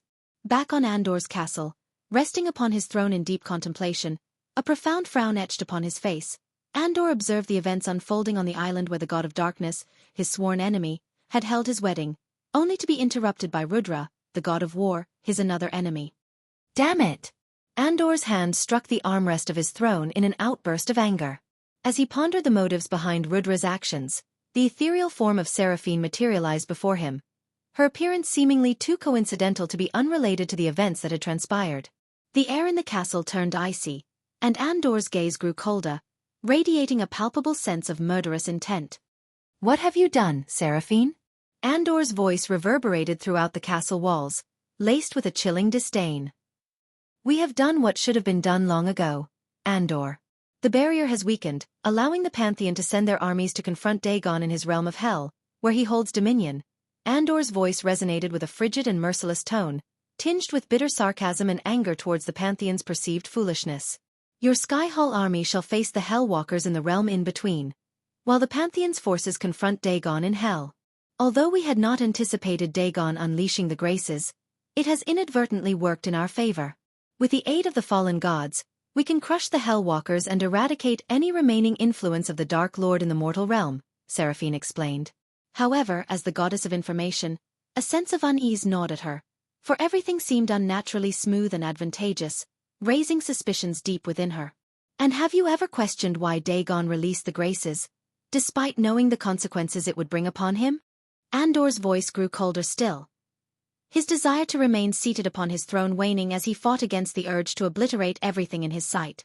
"Do you comprehend why I have not commanded my minions to gather all the seal-bearers and force the Dark Lord to slay them? Did you truly believe that the Dark Lord had not considered the possibility of us amassing the seal-bearers, allowing his own reincarnation to eliminate them and shatter the barrier? Do you believe it to be that simple?" Seraphine offered no response as Andor pounded the throne once more before rising to his feet, his anger and frustration simmering beneath the surface. "Tell me, Serpahine, did you know Rudra was going to crash the wedding and make the Dark Lord kill the 3 seal-bearers on the same time?" Andor's question hung in the air, punctuated by a heavy silence that enveloped them. After a brief moment, Seraphine nodded, confirming his suspicion. "Yes," she responded softly. "Then you doomed yourselves and the Pantheon." Andor's laughter echoed through the chamber, tinged with a mix of anger and frustration. "What do you mean? Enough with the secrecy, Andor.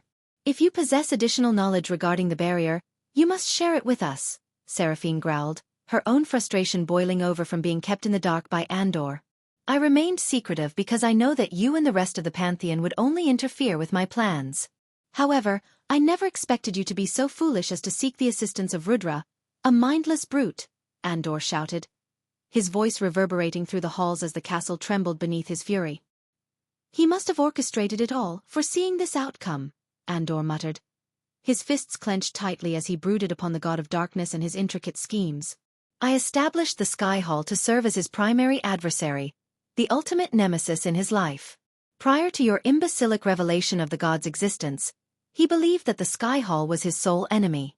He would have annihilated them and lived blissfully ignorant of the realm of gods. During that time, we could have sought a permanent means to eliminate him, or better yet, allowed Noah, his own brother, to be his executioner. And if Noah had failed, we could have struck him down when he was weakened.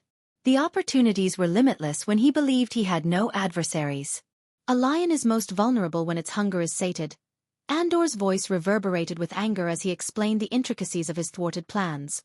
The Pantheon and Seraphine had underestimated the god of darkness, and their short-sightedness had ruined everything. In their eyes, Dagon posed the greatest threat, unaware of the imminent danger the god of darkness represented to the Pantheon. But now, he is once again on the prowl. He now knows that there exists a realm beyond mortals, a realm of gods. He is aware of the existence of other gods apart from his own brother. And thanks to Rudra's assault on his wedding, He now sees the gods and the pantheon as his enemies. If you believe Dagon to be a formidable adversary, think again when the god of darkness aligns himself with Dagon, decimating the pantheon's army without mercy. Andor's fury grew as he still couldn't fathom the pantheon's foolishness in revealing themselves and engaging in conflict with the god of darkness. And by slaying the 3 seal-bearers on the same day, you have inadvertently created a breach in the barrier, allowing him to traverse between the realm of gods and retain his immense power, Andor bellowed. Typically, when a mortal attains the celestial stage, they are drawn into the realm of gods and transformed into worshippers, devoid of their own power. The barrier erected by the previous Dark Lord prevented mortals from reaching this stage. However, Andor knew that the previous Dark Lord had orchestrated this to ensure his own reincarnation would be the first to ascend to the celestial stage, exploring the realm of gods and safeguarding mortals from becoming mindless devotees of the pantheon. For centuries, Andor meticulously crafted the facade of the Sky Hall as the arch-nemesis of the current Dark Lord, keeping him blissfully unaware while Andor plotted his revenge in the shadows. He had diligently concealed the existence of the realm of gods from the Dark Lord, but his plan had now crumbled. Through the simultaneous slaying of the 3 seal-bearers, a fissure in the barrier emerged, preventing the realm of gods from stripping the Dark Lord of his power. As a last resort, if the Dark Lord were to discover the realm of gods and embark on a journey driven by curiosity, he would have entered as a humble divine being, void of his powers. However, due to the recent turn of events, he would now step into the realm of gods as a fully fledged god. How do you possess this knowledge? Seraphine inquired, her curiosity piqued. As the goddess of information, even she had limited understanding of the barrier and its intricacies. And yet, Andor, who had been confined to his castle for the past 5 millennia, seemed to have acquired a greater understanding of the barrier than any other god in the pantheon.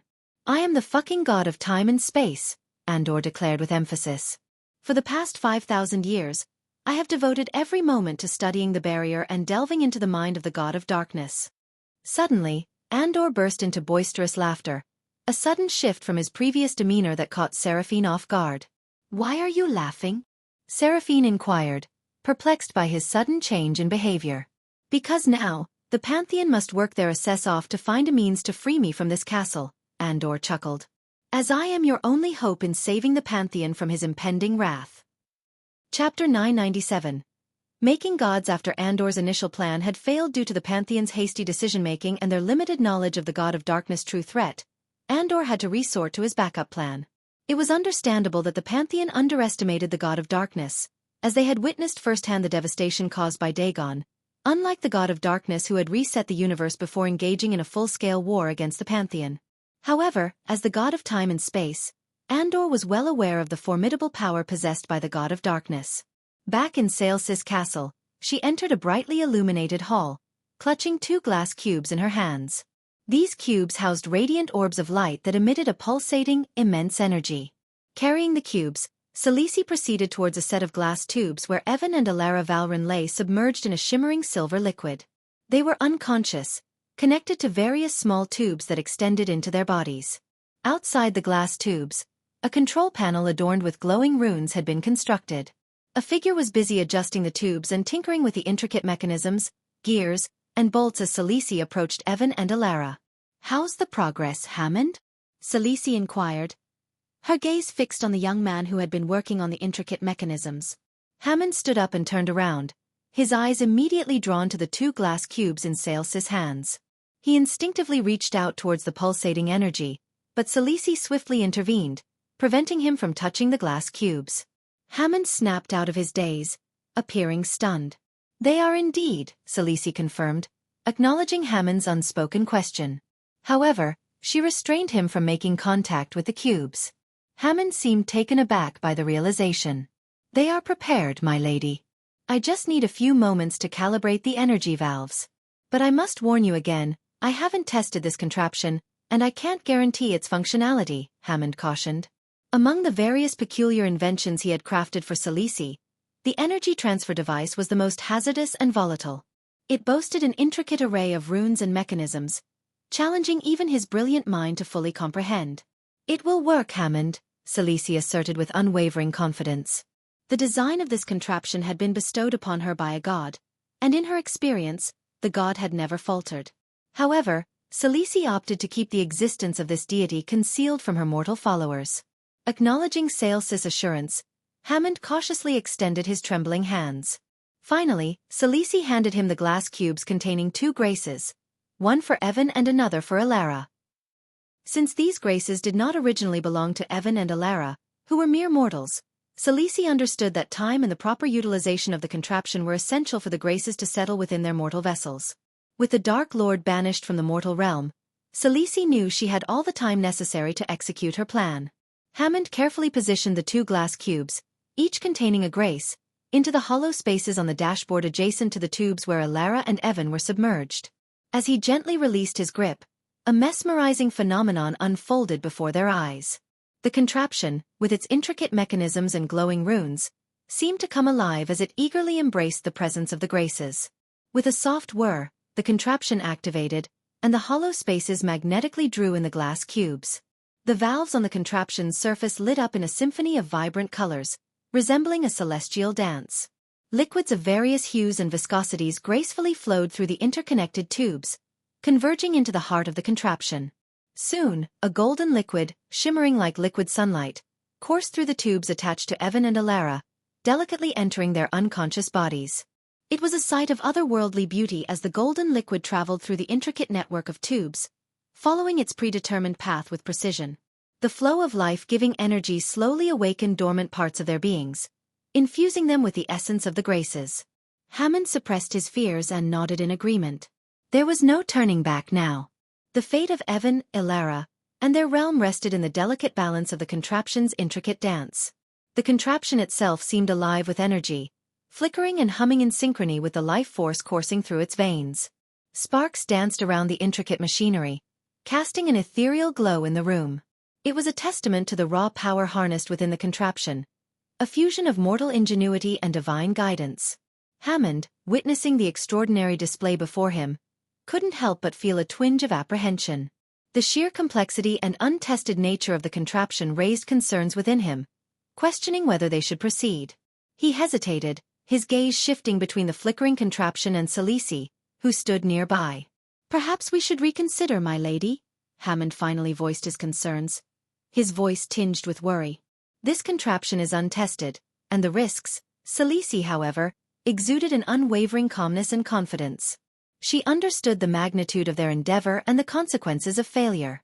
With a serene expression, she interrupted Hammond's doubts. "Hammond, we have come too far to turn back now. Trust in the design bestowed upon us. The graces must find their rightful vessels, and this is our only chance to ensure the salvation of our realm," Salisi responded, her voice resolute and filled with conviction. As Salisi observed the graceful integration of the graces into Evan and Alara, her mind drifted back to her humble origins in the realm of gods. In those days, the belief was that gods were born, not created. However, with the success of this contraption, she realized she held the power to transform any mortal into a god who would serve under her command. It was a moment of triumphant realization, making her feel like a true mastermind orchestrating the destiny of others. Yet, she couldn't ignore the pressing need to protect this contraption from the clutches of the Dark Lord. If he were to discover its existence, there would be no limit to his ability to elevate his already powerful and devoted followers into gods. Salisi understood the urgency of safeguarding this knowledge and technology, vowing to do whatever it took to keep it hidden from the Dark Lord's reach. However, Salisi and Andor remained oblivious to the true depth of the previous Dark Lord's cunning and the intricate nature of his grand schemes. Little did they know that his plan to unleash the graces through Dagon's actions was just the beginning. A carefully calculated move designed to set in motion a series of events that would forever alter the course of their lives. As the graces were released, it seemed as if everything was going according to plan for those who opposed the Dark Lord. They believed it to be a stroke of fortune in their favor. However, unbeknownst to them, this was all part of the Dark Lord's master plan, a carefully crafted web of manipulation that would lead to his ultimate triumph. Now, a new player had emerged onto the stage, the current Michael. He possessed plans that surpassed even those of the previous Dark Lord. With unwavering determination, Michael set his sights on achieving unparalleled power, vying to become the most formidable god ever known. His ambitions soared higher than any before him, fueling his relentless pursuit of dominance. Salisi and Andor, engrossed in their own endeavors, were unaware of the intricate tapestry woven by the previous Dark Lord. Little did they suspect the magnitude of the challenges that lay ahead or the cunning brilliance of the mastermind orchestrating it all. As the radiant golden grace gradually permeated the bodies of Evan and Alara, an intense tremor engulfed them within the glass tubes. Violent quivering shook their forms, causing an eruption of sparks from the contraption and flickering lights that danced around the room. Unforeseen gusts of wind materialized, creating a miniature storm that whipped through the hall. Hammond's voice rose in panic amidst the chaos. "My lady, this isn't going well. They might perish," Hammond exclaimed, shielding his face from the fiery sparks with a trembling hand. While Hammond recoiled from the powerful gusts, Celici stood firm, unaffected by the forceful winds, her eyes fixed upon the Grace's ethereal progression into Evan and Alara. Unlike Hammond, she sensed the immense power radiating from within them, a testament to the Grace's successful integration. "Hammond, we are not simply baking cookies," Celici replied calmly, her voice cutting through the tempestuous air. "We are making gods." A slight tremor and tempestuous storm are to be anticipated in such extraordinary endeavors. As the hall continued to tremble with increasing violence, a sudden darkness shrouded the space, enveloping it in an eerie stillness. Yet, amidst the obscurity, a soft golden glow emanated from the bodies of Alara and Evan. It gradually intensified, piercing through the darkness like a beacon of celestial light. In that radiant illumination, their eyes slowly opened, revealing an otherworldly azure hue that seemed to emit its own luminosity. The harmonious resonance of a gentle hum reverberated from their bodies, resonating through the chamber. It was a sound that whispered of newfound power and divinity. Then, as if guided by an invisible force, the glass tubes that had contained them shattered into countless shards. Alara and Evan, now transformed into gods, hovered effortlessly in the air, liberated from the confines of mortal restraints. With a serene and commanding presence, they advanced forward, their movements grace personified. The hall, which had once trembled with chaos, now stood in awe of their ethereal forms. The atmosphere was charged with anticipation as the pantheon witnessed the birth of two new deities, their very existence altering the course of destiny. A few moments later, the chandeliers flickered back to life, bathing the room in their warm glow. The hall gradually returned to its familiar state, but Hammond's eyes remained widened with astonishment. He didn't even notice the tiny cuts on his face, the remnants of the shattered glass tube that had grazed him. All of his attention was fixed on Evan and Alara, who had gently descended to the ground, their newfound power palpable in the air. Celici turned to them, her gaze filled with curiosity and satisfaction. "How do you two feel?" she asked, eager to hear their impressions. Evan, still trying to make sense of the transformation he had undergone, voiced his confusion. "What is this power?" he inquired. His memories were hazy, recalling Saelsis' promise of granting him new abilities and urging him to step into the tube filled with shimmering liquid. After entering the tube, darkness had swallowed him, and his consciousness faded away. Now, as he awakened, he felt a profound change coursing through his being, a power unlike anything he had ever experienced before. While Evan sought answers from Celici, Hammond discreetly observed their cultivation levels, hoping to gauge the extent of their newfound abilities. Yet, to his shock, the power radiating from them defied all comprehension. The energy that enveloped Evan and Alara surpassed any mortal cultivation he had ever witnessed. The graces infused within their bodies had shattered the limitations of mortal potential, propelling them into the realm of fledgling gods. Although they had yet to unlock the depths of their inner powers like the enigmatic Dark Lord, given time and Saelsis guidance, they possessed the potential to become the very gods that Celici had envisioned. "You both should rest now. You've been through a lot, and we have much to accomplish," Celici advised, concern evident in her voice.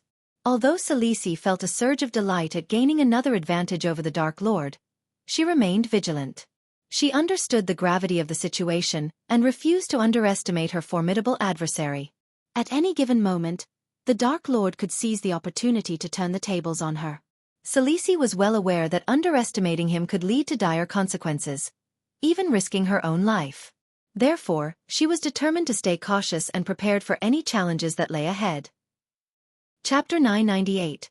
Seed of Darkness. Back on Itenes, Michael and Gaia soared through the expansive blue sky, their wings carrying them gracefully above the lush and vibrant forest below. Despite the breathtaking scenery surrounding them, Michael remained lost in his own thoughts, his mind consumed by plans and strategies to confront the gods. Not a word escaped his lips as he delved deeper into his contemplations, focused on the daunting task that lay ahead. After flying for nearly 3 hours, a majestic mountain came into view on the horizon. Its towering peaks seemed to kiss the heavens, casting shadows over the land below. As Michael and Gaia drew closer, they noticed the presence of an outpost nestled upon the mountain's rugged slopes. The Sky Hall soldiers had established this formidable fortress, complete with towering structures, imposing metal gates, and vigilant soldiers clad in gleaming armor patrolling its premises. As Michael and Gaia approached the outpost, the aftermath of its establishment became apparent. The once vibrant and flourishing forests surrounding the outpost had been mercilessly destroyed, reduced to a desolate expanse of ashen ground. The stark contrast between the lifeless, charred earth and the edge of the forest, still adorned with its array of colors, was a sobering sight.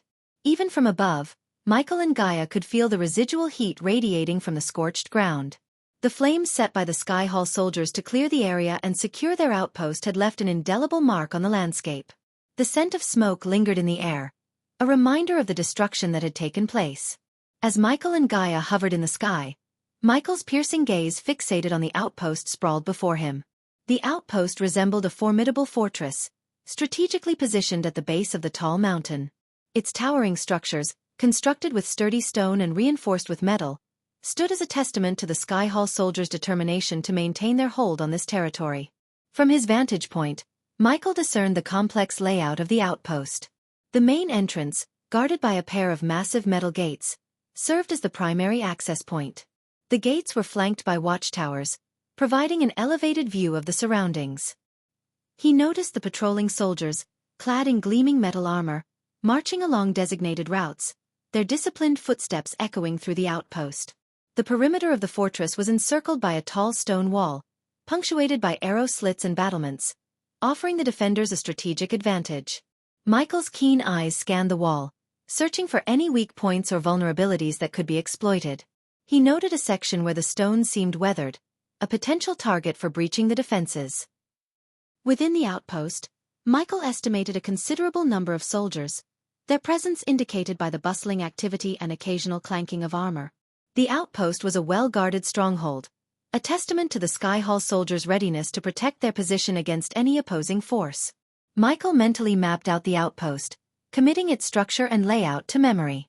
He knew that any attempt to infiltrate and confront the Sky Hall soldiers would require careful planning and precise execution. These idiots appear to be complacent and unaware, Michael.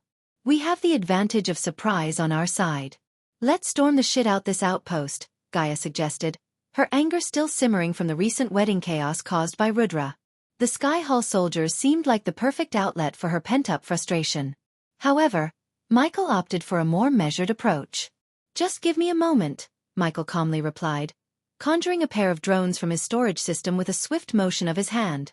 He commanded the drones to hover discreetly above the outpost, scanning the area for additional information beyond the soldiers' sight. He also wanted to eavesdrop on the conversations among the soldiers gathered around a campfire within the outpost. While it would have been easy for Michael to obliterate the outpost simply, his primary objective was to acquire the Seed of Darkness, an enigmatic object or source of energy whose nature remained unknown to him. He needed to gather as much information as possible about the outpost and the knowledge possessed by the Sky Hall soldiers before launching an attack. As an experienced hitman, Michael understood the paramount importance of preparation and acquiring even the smallest morsel of information to ensure the success of his mission. With the drones buzzing and soaring through the sky, Michael and Gaia focused intently on their earpieces, listening to the audio transmitted from the drones. As Michael and Gaia listened attentively to the transmitted audio from the drones, the soldiers' conversation around the campfire unfolded before them. I can't stand this world anymore. It's so boring, one soldier grumbled, a hint of nostalgia evident in his voice. I miss the comforts of home, the warmth of a woman's touch. Another soldier chimed in. Would elven women, they have a certain charm about them, don't they? Those ethereal features and grace. I quite like them. A soldier scoffed. You must be joking. Would elven women are overrated. Give me a strong dwarven lass any day. Amid their banter, another soldier interjected. Enough with your romantic escapades. Have you heard anything about the equipment needed to break down that black door in the cave? The Sky Hall is taking ages to send it. Who knows? They're probably too busy counting their riches, another soldier replied, frustration evident in his voice.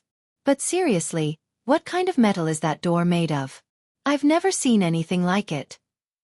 A gruff voice cut through the conversation asserting, "Our job is to safeguard the cave, not question the orders. The Sky Hall knows what they're doing."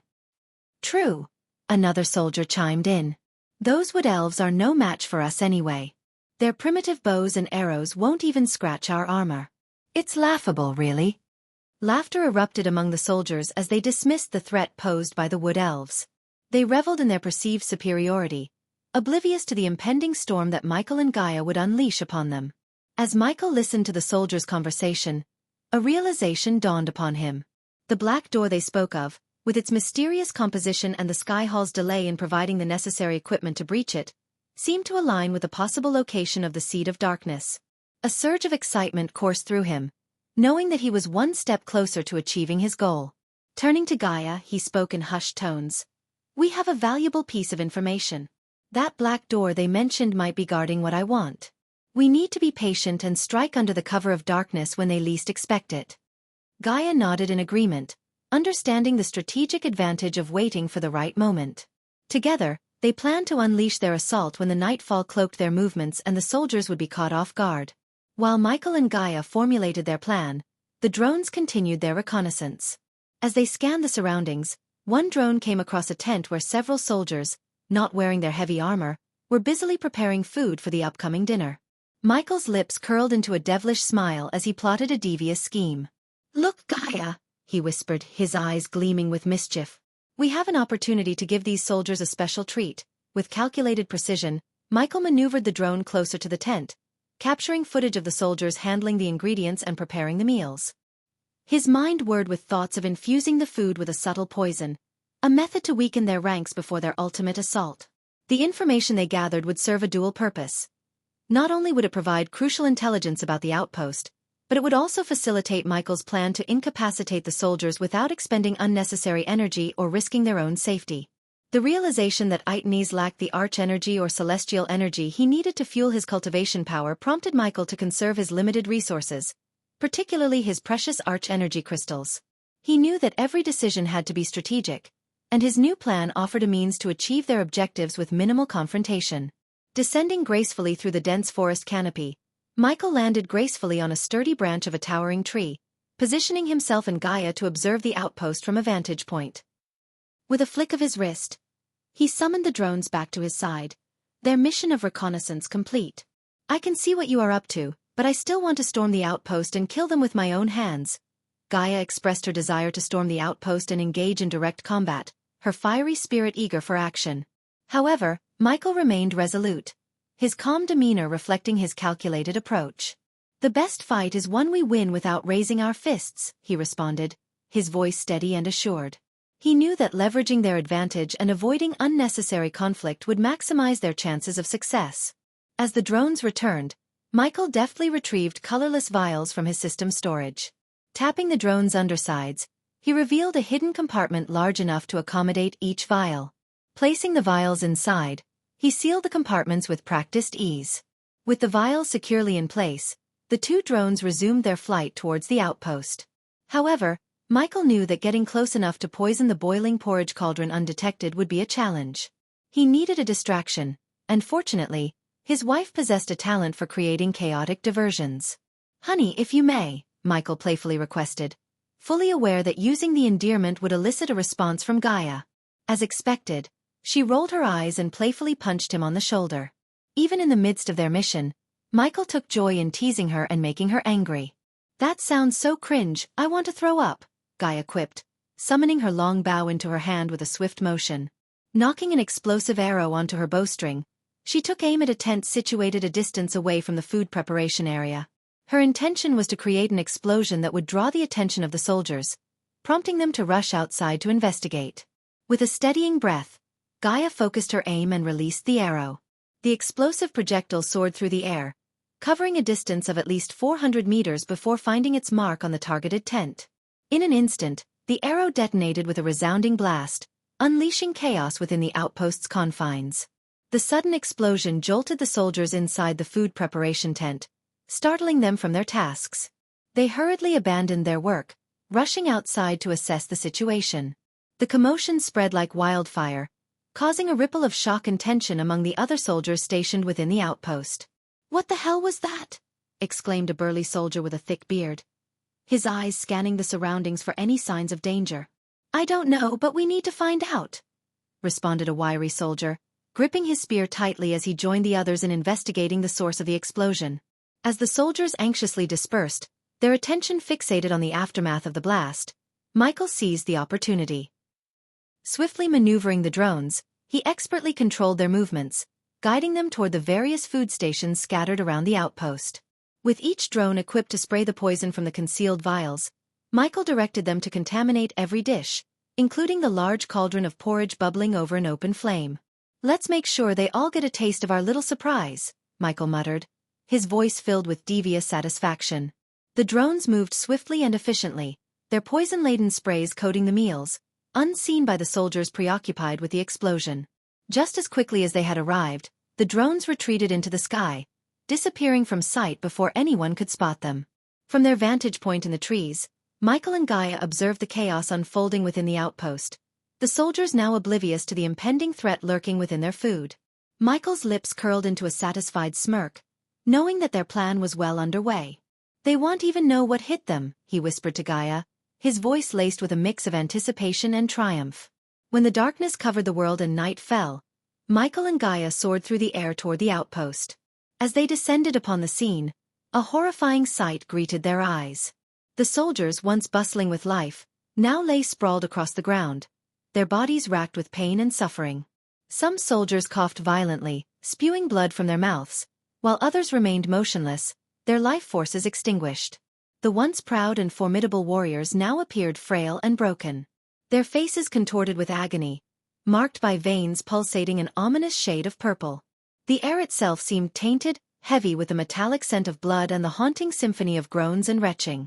The poison had taken its toll, its effects lingering long enough to ensure that each soldier had consumed the tainted food.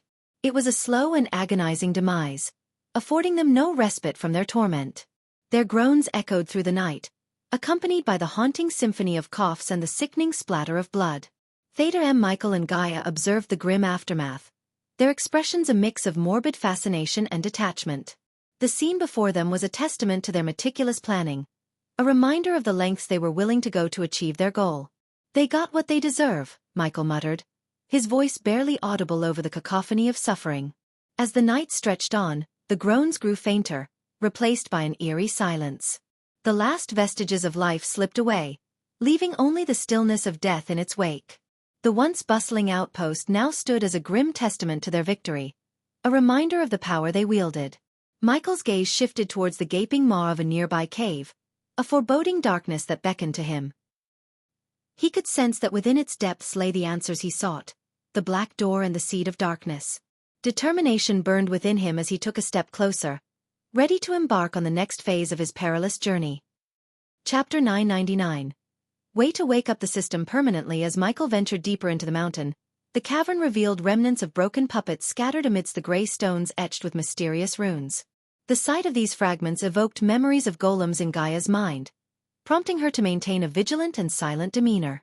Illuminating their path, two beams of bright light emitted from the intricately engraved skull adorning their chest armor. With each step, Michael observed the telltale signs of a fierce struggle, evidenced by shattered stone pieces and bloodstains splattered across the walls. It was clear that the Sky Hall soldiers had encountered a formidable defense protecting the coveted seed of darkness. Finally reaching the end of the cave, Michael confronted a foreboding black metal gate. Strewn before it were various discarded tools and equipment, remnants of the Sky Hall soldiers' relentless attempts to breach the door's formidable barrier. Among the scattered remnants stood a formidable siege machine, a testament to their desperate efforts. Intrigued, Michael approached the gate, his hand instinctively reaching out to touch its cold, impenetrable surface. Gaia, running her fingers along the door, murmured in awe, "This metal! It feels the same as your dark swords." Michael nodded, acknowledging the similarities. "It does bear resemblance, but it is not the same," he replied. Although the door appeared to be crafted from a similar material to his dark swords, Michael discerned its inherent weakness in comparison. To others, particularly the Sky Hall soldiers, this metal seemed impenetrable. And it was precisely because of this impenetrability that the soldiers had been thwarted in their attempts to breach its formidable barrier. Michael couldn't help but feel a sense of satisfaction at the door's resilience, knowing it had safeguarded what lay beyond from falling into the wrong hands. In a bold move, Michael unleashed a powerful punch upon the unyielding door, causing the cave to tremble and the very foundations to quake. "That is not a good idea," Gaia, witnessing the impact, voiced her concern, cautioning him about the potential repercussions. Nodding in agreement, Michael glanced back at her and issued a warning. "Step back. Things are about to heat up," he advised, his eyes ablaze with determination. With a swift motion, he conjured a searing ball of dark flames, its malevolent glow casting an eerie light upon the surroundings. Directing the stream of intense heat towards the door, the dark flames made contact with the once impervious metal surface, causing previously unseen runes to ignite with a vibrant glow. Gradually, the dark flames began their relentless assault, causing the metal door to slowly yield and warp like molten wax beneath the scorching onslaught. With each passing moment, the door succumbed to the irresistible force of the dark flames, gradually dissolving away to reveal the hidden sanctum concealed within. As Michael and Gaia stepped into the inner sanctum, they were greeted by a sight that left them awestruck. The spacious hall was enveloped by walls of crystalline blue, shimmering with an ethereal radiance that bathed the entire chamber in a dim, mystical glow. The crystallized walls seemed to hold secrets of ancient times, as if whispering tales of forgotten knowledge and long-lost power. Standing as sentinels around the hall were towering metal statues, their imposing figures casting elongated shadows upon the polished floor. The statues possessed an air of ancient wisdom, their stoic gazes fixed upon the center of the hall where a sliver of luminous energy floated gracefully above a majestic metal pillar. As Michael and Gaia ventured further into the hall, the metal black door they had melted down behind them abruptly came to life once again. The door, seemingly rejuvenated by an unseen force, closed with a resounding thud, sealing off their entry and shrouding the sanctum in an atmosphere of mystery and isolation. The atmosphere in the inner sanctum was heavy with an ancient presence as if the very air held the essence of bygone eras. Gaia's eyes widened in awe and intrigue as she took in the sight before her. She had traversed many enigmatic ancient locations in her lifetime, but this hall possessed an indescribable quality that set it apart. It exuded an unmistakable aura of antiquity, as though it had been untouched by the passing of time. Michael, his focus unwavering, fixated his gaze on the ethereal sliver of light suspended in the center of the hall. With cautious steps, he advanced towards the radiant glow.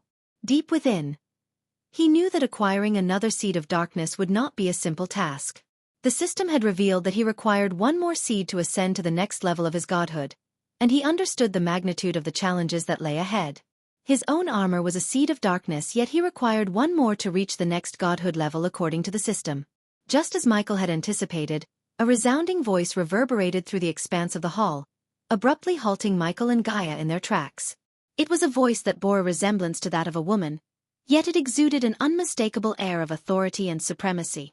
"Welcome, God of Darkness, to your first trial," the voice boomed, its power intertwining with the very essence of the hall. The imposing presence of the voice sent shivers down their spines, as an unseen force wrapped around them, rendering them immobile. The once free movement of their bodies was now stifled by the grip of this invisible paralysis. And as Michael and Gaia stood there, helpless, the commanding voice continued its address. "Speed, dear God of Darkness, is a formidable power that transcends mortal limitations," the ancient voice proclaimed with an air of wisdom. "In the realm of gods, the swiftness of movement defines the boundaries of one's might. Your mortal speed, though impressive by mortal standards, is as sluggish as a turtle compared to even the most leisurely of gods." Michael and Gaia listened intently, their bodies held captive by the unseen force that bound them. They could only absorb the words of the voice, unable to react or respond.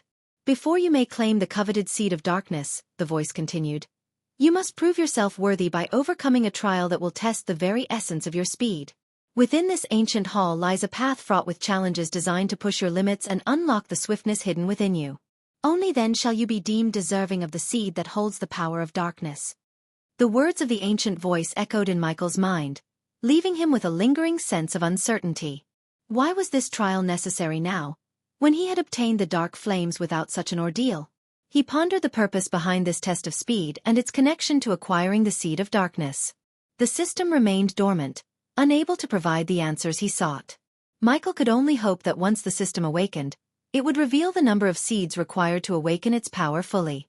The words of the ancient voice echoed in Michael's mind, leaving him with a lingering sense of uncertainty. Why was this trial necessary now, when he had obtained the dark flames without such an ordeal? He pondered the purpose behind this test of speed and its connection to acquiring the seed of darkness. The system remained dormant, unable to provide the answers he sought. Michael could only hope that once the system awakened, it would reveal the number of seeds required to fully awaken its power. As the echoes of the ancient voice faded, the oppressive force that had held Michael captive dissipated, granting him the freedom to move. However, Gaia remained ensnared, still trapped by the invisible grasp of the unseen power.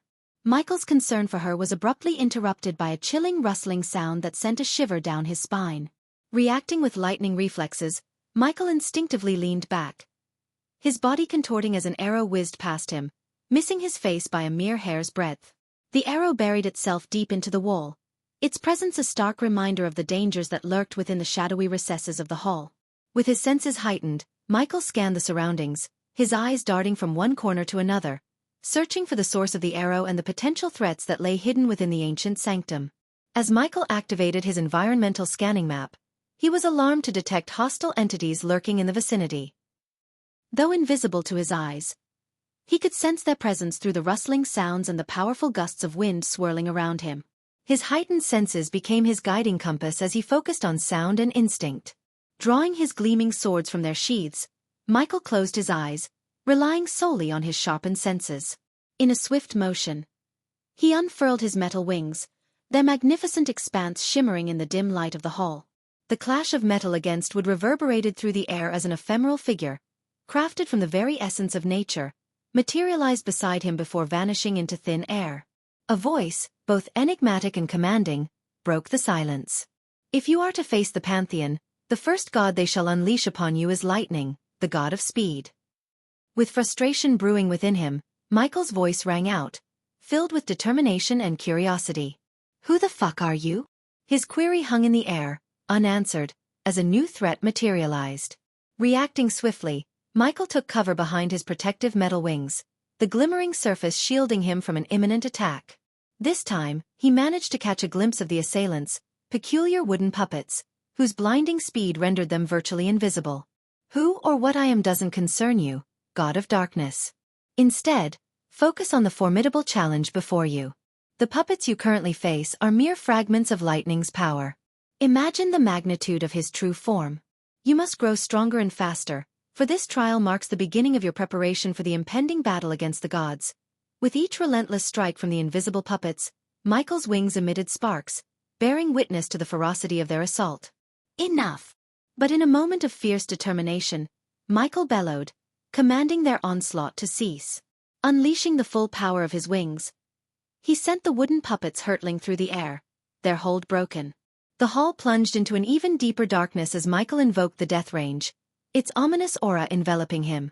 Dark flames swirled around him, serving as an impenetrable shield. Sensing another puppet approaching from behind, he conjured the Silene's spell, causing time to slow within a meter radius. To his surprise, even within the slowed-down zone, the wooden puppet moved with disorienting speed. Undeterred, Michael swiftly swung his sword at the precise moment, cleaving the puppet in two with a decisive stroke. After Michael cleaved through the first puppet, he focused his gaze on their cultivation stage. As he had anticipated, the puppets emitted a similar energy radiation to that of Rudra. Yet, the intensity of their radiance paled in comparison to the orc possessed by Rudra's sliver of grace. In a flurry of motion, the remaining puppets launched themselves at Michael, their movements invisible to Gaia's eyes. From her perspective, it seemed as though Michael was slashing his swords through empty air, leaving her both amazed and perplexed. As the puppets attacked Michael with astonishing speed, their wooden blades sliced through the air, aiming for his vulnerable spots. Some managed to make contact, their sharp edges grazing his body, but Michael's armor protected him from any serious harm. The metallic plates absorbed the impact, leaving only minor scratches in their wake. Unfazed by the assault, Michael retaliated with a display of his own formidable powers. With a swift motion of his swords, lightning bolts crackled and surged forth from their tips, striking the puppets with electrifying force. The bolts of electricity coursed through their wooden bodies, causing them to convulse and malfunction. Simultaneously, Michael invoked the Silenes spell once again, creating a localized distortion of time within his immediate vicinity. The slowed-down world granted him enhanced perception, enabling him to dodge the lightning-fast attacks of the remaining puppets with deft precision. His eyes, shining with a dark energy, emitted beams that pierced through the air, disintegrating the puppets in their path. The destructive power of his gaze left trails of dissipating darkness, marking their annihilation. But Michael wasn't finished yet. Drawing upon his inner reservoirs of power, he conjured the Ring of Flames. Black-colored flames erupted from his outstretched hands, forming a fiery vortex that engulfed the area around him. Waves of scorching heat radiated outwards, disintegrating any remnants of the puppets that dared to approach. The battle raged on, an intricate dance between the god of darkness and the seemingly invincible puppets. Michael's movements were fluid and precise, his attacks calculated and devastating. With each passing moment, the puppets dwindled in numbers, their wooden bodies succumbing to the relentless onslaught. The air crackled with energy, illuminated by the flashes of lightning, while the echoes of clashing metal and the roar of flames reverberated throughout the ancient hall. As frustration swelled within Michael, he could no longer contain his pent-up emotions. His voice thundered through the hall. "I am sick of fighting these pointless battles." With a surge of power, he stomped the ground with such force that the very earth quivered beneath him. Cracks spread across the ground like a web, disrupting the puppets' stability and throwing them off balance. Seizing this golden opportunity, Michael propelled himself forward, his speed augmented by his determination. He sprinted towards the shimmering sliver of bright energy that hovered at the center of the hall. With outstretched hand, he reached out and clasped it tightly within his grasp. As his fingers closed around the pulsating sliver, a surge of energy coursed through Michael's body. It was as if he had tapped into a wellspring of power that resonated with his very essence. The radiance of the energy seeped into his being, empowering him with renewed strength and resolve. The puppets, momentarily stunned by the ground-shaking impact and their sudden loss of balance, struggled to regain their composure. But it was too late. Michael's swift and decisive action had secured the coveted sliver of energy, a crucial step towards his ultimate goal. The moment Michael touched the sliver of energy, he felt a gush of hot wave in his body. Soon, he heard the system's voice. Absorbing lightning sliver of grace. Absorbing energy. Converting the grace energy into experience points. Experience points converted 200,000. Experience points converted 600,000. Congratulations to host Michael for leveling up. The current stage is half celestial stage level 3. The system absorbed the energy like crazy, and the more the system absorbed the energy from a sliver of grace, the weaker the puppets became and fell to their demise. Once all the puppets were fallen, the system talked to Michael once again. Congratulations to the host for acquiring another seed of darkness. The host now has 2 seeds of darkness and will be able to start the ascension to the next godhood level demigod. The system recommends the host step into the celestial stage before starting the ascension. What is this trial and what's the point of all this? Michael asked the system. An ally of your previous self created this trial. Unfortunately, this ally was madly in love with your previous self, so she made the trial easy. The system can sense her presence. What the? Michael was taken aback by surprise and instinctively looked around. Is she watching me right now? And who is she? Michael asked the system. The system can sense her presence. Your previous self used her to make this trial easier for you to level up faster. But the upcoming trials won't be as easy as this. To reach the 3rd stage of your godhood, you are required to acquire 3 seeds of darkness. Before Michael could ask more about this unknown ally who was in mad love with the previous Dark Lord, the system changed the topic. When will you come out of offline permanently? The host needs to acquire 1 more seed of darkness to enable the system to harvest experience points in offline mode. Once the host reaches the celestial stage, the system will come out of offline permanently and will not go offline again. 1 more chapter and we will reach 1,000 chapter mark. Thank you my wonderful readers for keep supporting me. Sorry, this chapter got dragged on as this chapter flesh out the details for the future chapters. This is the filler chapter for the next arc, and the next arc will have so much actions and a fast-paced story. Chapter 1000. Infiltrating the Sky Hall Eye. After harnessing the empowering energy of the sliver, Michael turned his attention to the system store. With his accumulated badass points, he swiftly purchased a special teleportation scroll and a potent rune to conceal Gaia's presence from the prying eyes of the fallen gods. The transaction depleted a significant portion of his hard-earned points, but he knew these items would be crucial for their upcoming missions. Gaia, fully aware of the importance of her role, prepared to depart from the inner sanctum. She clasped the rune in her hand, feeling its ancient power resonate within her. With a nod of determination, she stepped onto the designated teleportation circle, activating the scroll. A brilliant surge of energy engulfed her, and in an instant, she vanished from the hall before giving Michael a tender kiss on his lips.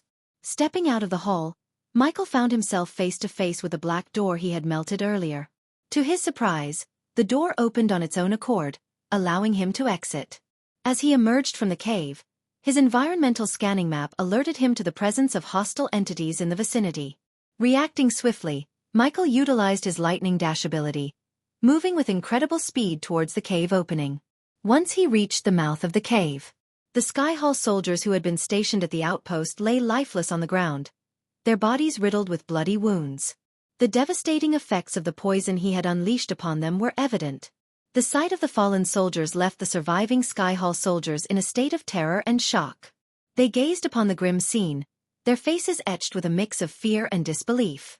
Michael's poison had taken its toll, and the soldiers lay motionless, their life forces drained away. The air hung heavy with the stench of blood, and a haunting silence enveloped the area.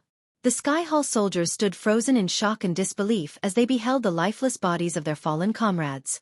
They gathered around, their faces filled with a mix of horror and confusion. One soldier exclaimed, "What happened here? How did they all die?" Another soldier knelt down beside a fallen comrade, examining the gruesome wounds on his body. "Look at this," he said, his voice trembling with disbelief. "There are no signs of a fight. It's like they were struck down without even raising a sword." A third soldier joined the examination, his eyes widening with realization. "Wait, these wounds. They look like the effects of poison," he said, his voice hushed. "But how? Who could have done this?" The soldiers exchanged worried glances, their minds racing to piece together the puzzle before them. One soldier spoke up, his voice laced with urgency. "We need to alert the Sky Hall elders immediately. Something sinister has happened here, and we must seek their counsel." Nods of agreement rippled through the group as they realized the gravity of the situation. They had stumbled upon a deadly trap, their comrades falling victim to an unseen enemy. Fear and confusion gripped their hearts as they prepared to carry the news to the elders, hoping to unravel the mystery of their fallen brethren and discover the true nature of the threat that lurked in the shadows. Michael concealed himself in the shadowy depths of the cave, his eyes fixed on the group of Sky Hall soldiers. Curiosity gripped him as he wondered about how they came here and how they intended to return to their fortress in the sky. A soldier's gaze scanned the area, briefly falling upon the mouth of the cave. Michael swiftly ducked behind a stack of crates, blending seamlessly with the darkness. The thought of effortlessly dispatching these soldiers crossed his mind, but he resisted the temptation. Instead, he desired to uncover their method of returning to the Sky Hall. If they possessed a portal or means of transport, it could provide him with a valuable opportunity to infiltrate the heart of the enemy. With caution and patience, Michael observed their movements, eagerly anticipating a glimpse of their plans. Hidden in the shadows, he remained vigilant, his mind focused on unraveling the secrets that lay before him. Silently, Michael maneuvered through the outpost, utilizing the various objects scattered throughout to conceal himself from the vigilant Sky Hall soldiers. He expertly slipped behind tents, carefully sidestepped boxes, and found refuge amidst the dummies, tables and chairs.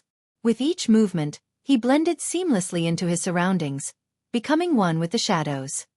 Hidden behind a stack of crates, Michael listened intently to the soldiers as they continued to examine the lifeless bodies of their fallen comrades.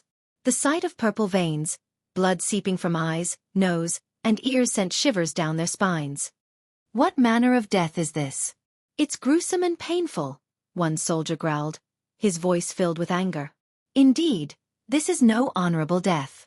It reeks of foul play," another soldier spat, voicing his disgust. Amidst their murmurs and expressions of dismay, some soldiers raised their voices, urging their comrades to stay vigilant, aware that the killer may still be lurking in their midst. "Keep your guard up. The perpetrator may be among us. Stay alert," a soldier shouted, his tone laced with urgency. Meanwhile, a group of soldiers was ordered to venture into the cave for further investigation. Their voices resonated through the air as they strategized their next move. "Go see what lies within the cave. We must uncover the truth," one soldier commanded, determination evident in his voice. "The rest of us will make our way back to the Sky Hall and inform the elders of this atrocity." Their footsteps echoed as they departed, leaving Michael with a valuable window of opportunity. He silently observed their departure, noting their destination and their purpose. With this newfound knowledge, he formulated his own plan, his mind focused on the ultimate goal of infiltrating the Sky Hall and uncovering the mysteries that awaited him there. With unwavering determination, Michael fixated his gaze on the group of soldiers who were bound for the Sky Hall. He knew that shadowing them would be his best chance to penetrate deeper into enemy territory. As they began their march, Michael melded into the darkness, becoming a mere specter among the shadows. Moving with the grace of a predator, Michael skillfully navigated the outpost, his steps almost imperceptible as he avoided the gazes of the remaining soldiers. He hugged the walls, slipping behind tents and crates, always mindful of staying out of sight. His heart pounded in his chest, the adrenaline surging through his veins as he inched closer to his quarry. Every so often, he caught a glimpse of the soldiers he was tailing. Their voices murmured among themselves, discussing their mission and the urgency to report the grim discovery they had made. Michael stayed just far enough behind to remain undetected, his stealth a testament to his honed skills. The tension in the air was palpable as Michael maneuvered through the treacherous terrain, silently praying that the soldiers wouldn't glance back and catch a glimpse of his presence. He relied on his instincts, slipping into the darkest corners, blending seamlessly with the obscurity. The outpost seemed to hold its breath as Michael shadowed his targets, his movements choreographed with precision and caution. As Michael trailed the trio of Sky Hall soldiers, they came across a small cabin in the distance. Coming to a stop, they glanced back, suspicious of any followers. Sensing their scrutiny, Michael swiftly maneuvered under a nearby table, inadvertently knocking a wooden cup. Acting with lightning reflexes, he managed to catch the cup before it hit the ground and made a noise. Meanwhile, the soldiers scanned their surroundings before resuming their path towards the cabin. Seizing the opportunity, Michael emerged from beneath the table and hastened forward. Approaching the cabin's entrance, Michael positioned himself outside and discreetly eavesdropped on the soldiers' conversation. "He won't be pleased with this," remarked one soldier from inside. "I still think we should return after uncovering the source of these killings. Going back empty-handed could land us in serious trouble," complained another soldier.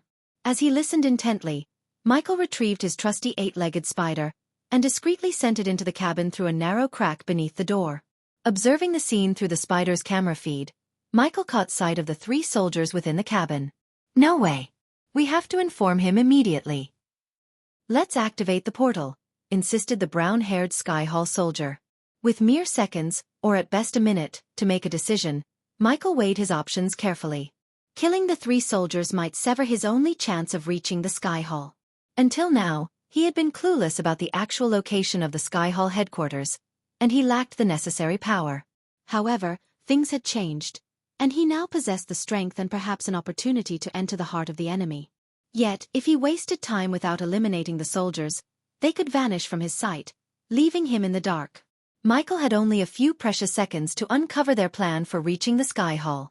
Fortunately, luck was on his side as he witnessed one of the Sky Hall soldiers retrieve a silver coin from his pocket. The copper coin bore a striking resemblance to the one he had taken from Jacobus' brother. Read Chapter 838 to refresh your memories about this copper coin.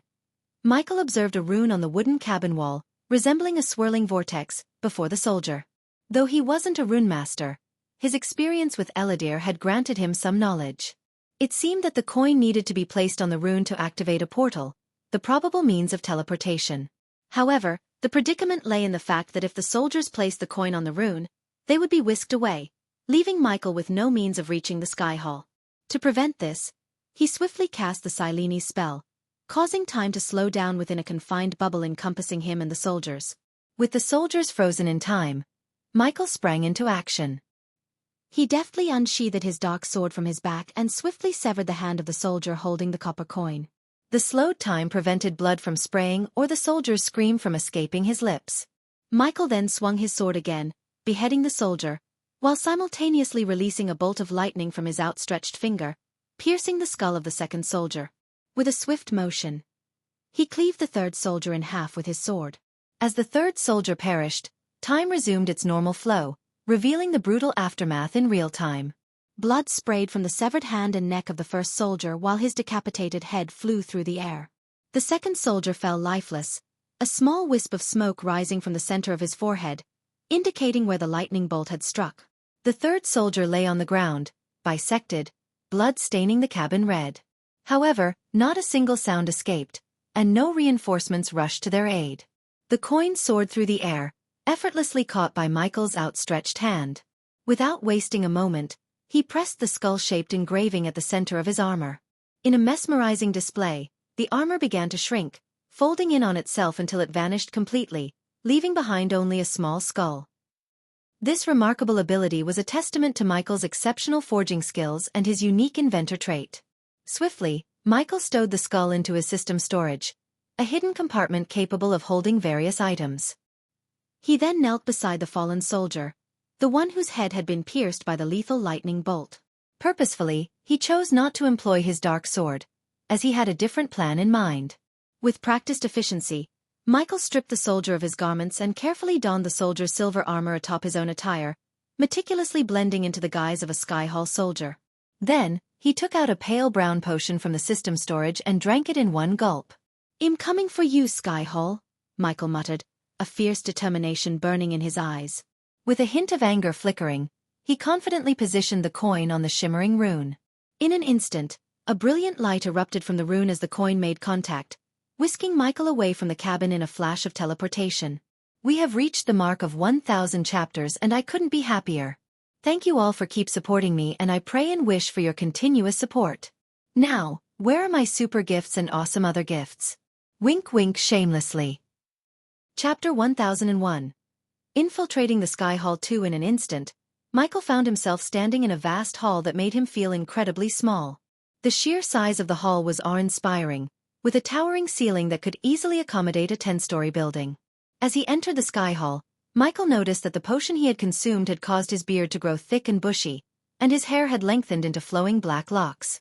Although venturing into the heart of the enemy without any prior knowledge was undeniably risky, Michael saw it as a golden opportunity to gather valuable information and, if he was fortunate, disrupt their operations from within. Gathering his wits, Michael began to walk with purpose, attempting to blend in as if he belonged there. His destination was the sole door located at the far end of the expansive hall. To his surprise, there were no soldiers present in this immense space. However, his curiosity was swiftly satisfied when a group of soldiers materialized out of thin air, utilizing the power of teleportation. This group consisted of 5 soldiers, burdened with an intriguing ancient coffin. The coffin itself had an unmistakable air of antiquity, adorned with intricate runes etched in an unknown language. Weathered cracks marred its surface, and a layer of mud clung to its exterior. "Demon body," Michael whispered to himself, recalling the memories of Sky Hall angels unearthing caskets containing demons' remains and transporting them to this very place. Now, he had confirmation that this was the destination for those eerie coffins. As the group of soldiers carried the heavy coffin, Michael observed them closely. Their entire bodies were covered in gleaming silver armor, with only narrow eye openings in their helmets, preventing Michael from seeing their faces. "Hey you," one of the soldiers suddenly called out, his gaze fixed on Michael. "Come here," the soldier ordered, prompting Michael to swiftly comply. "Give us a hand." "This thing is ridiculously heavy," the soldier requested, and Michael inwardly sighed with relief. Nodding in agreement, Michael positioned himself at the back of the coffin and grasped it firmly. To his surprise, the coffin proved to be exceptionally weighty, confirming why these fusion stage soldiers required additional assistance. Unbeknownst to them, Michael intentionally concealed his true cultivation stage, disguising himself as a mere soul-refining stage soldier. It was crucial to maintain his cover, as revealing his half-celestial stage power would immediately expose his true identity.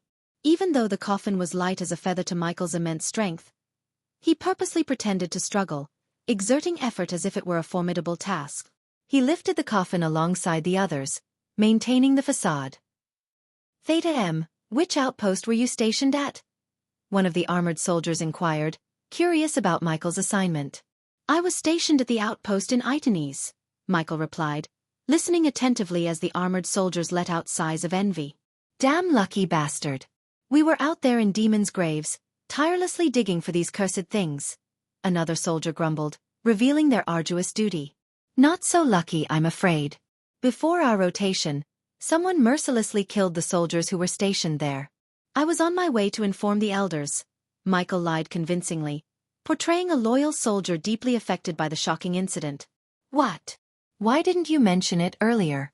One of the armored soldiers exclaimed, clearly taken aback by the revelation. All right, the toxic removal room is just over there. Once we place this coffin there, you can go and inform the elders, another soldier instructed, pointing towards their destination. Internally, Michael despised this risky plan. He had no knowledge of the layout or security measures in this place, making it a leap of faith. He relied solely on his adaptability and the teleportation scroll safely stored in his system storage, serving as a potential means of escape if things took a turn for the worse. This was the first time Michael had ventured into such perilous territory, fully aware of the stakes involved. Michael nodded in acknowledgement, observing the soldiers hasten their steps. As they reached the door, it automatically slid open, revealing a sprawling corridor lined with numerous rooms on both sides. Stepping out, Michael found himself amidst a bustling scene. Soldiers of various races, adorned in diverse armors, moved with purpose through the corridor, entering and exiting rooms with remarkable precision. However, what truly caught Michael's attention was the archway positioned at the far end of the corridor, through which the soldiers were passing. Glowing runes adorned the arch, indicating some form of detection or defensive array. Michael's instincts told him that these runes might unveil his true identity, exposing his disguise. He swiftly assessed the situation, his mind working at its peak as he devised a new plan to navigate through the potential threat. As the armored soldiers continued carrying the coffin, they approached a room labeled Toxin Removal. Remember, don't mention that we kept you here, all right? One of the soldiers cautioned. Of course not. We soldiers have to stick together, right? Michael responded, skillfully manipulating their emotions. Although his words were calculated, they held a deeper purpose. Having observed the angels handling the coffins during the excavation, Michael deduced that these armored soldiers were likely under their command. If the angels had been directly involved, he would have witnessed their presence. Dressed as a foot soldier himself, Michael sympathized with his companions, reinforcing a sense of camaraderie. Fortunately, his manipulation proved successful, and the soldiers opened the door. To Michael's astonishment, instead of a mere room, he beheld a vast warehouse stretching before him. Countless coffins were meticulously stacked within, numbering in the hundreds or even thousands. At the far end of the room, he noticed a tubular structure, from which an invisible force lifted the coffins, propelling them along the tube-like pathway. Well, place it here. One of the armored soldiers pointed to a vacant spot that perfectly matched the size of the coffin. With coordinated efforts, the group of 6 carefully positioned the coffin in its designated spot. Finished. Now, well, return to the demon's grave, and you can inform your elder, stated one of the soldiers, to which Michael nodded in agreement.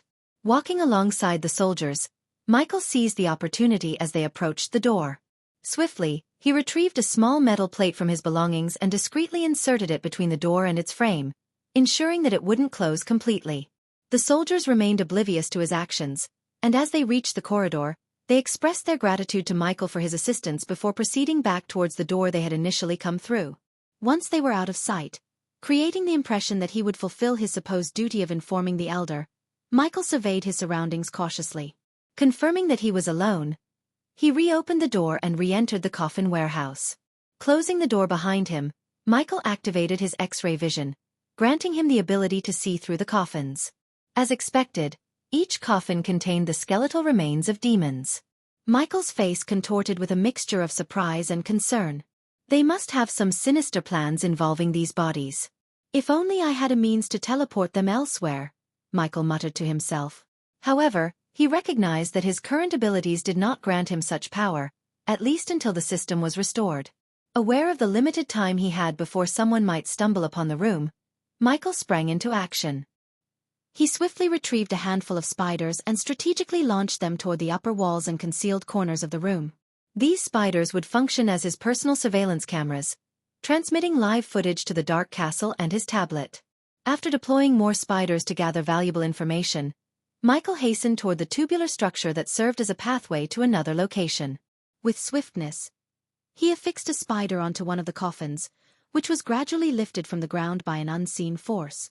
As the coffin entered the tubular passage, Michael observed the spider's live feed in his mind. Within the feed, he witnessed the coffin arriving in a room where several individuals dressed in white robes meticulously examined its contents. They scribbled notes, assigned numbers to the coffins, and then directed them to be transported elsewhere. Number 422, in pristine condition, a bespectacled man remarked, thoroughly inspecting the coffin adorned with a tiny spider. "Send it to the rising hall," commanded a young man, waving his hand to guide the coffin to a designated corner of the room. "Fuck it!" Frustration surged within Michael as he absorbed this information. His attention swiftly turned to the next coffin awaiting levitation and inspection. Without hesitation, Michael swiftly slid open the top of the coffin, allowing ancient dust and trapped air to escape into the surroundings. Within, he discovered the skeleton of a demon. Realizing time was of the essence, Michael made a split-second decision. He leaped into the coffin and swiftly closed its lid, ensconcing himself within its confines. After a few moments, Michael sensed the coffin being lifted from the ground, smoothly gliding through the tubular passage. So far, everything was proceeding without a hitch, and he silently prayed for this streak of good fortune to persist. As the coffin reached the subsequent room, the young man proceeded to examine its contents. From within the coffin, Michael could audibly hear and visually witness the unfolding events, thanks to the spider serving as his eyes and ears. "Number 423, in mint condition," the young man remarked, jotting down meticulous notes and affixing a number to the coffin, just as he had done previously. "Send this one to the rising hall," he directed, finalizing his assessment. Inside the confines of the coffin, Michael regulated his breathing and slowed his heartbeat to ensure his survival in the cramped space. As an undisclosed amount of time passed, a sudden and deafening bell echoed throughout the hall. Through the eyes of the spider, Michael witnessed a burst of red light illuminating the room. The abrupt alarm sent the workers into a state of panic, their voices filled with confusion and concern. "What's happening? Is it an emergency? Something's wrong.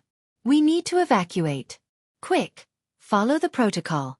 Everyone out of the room."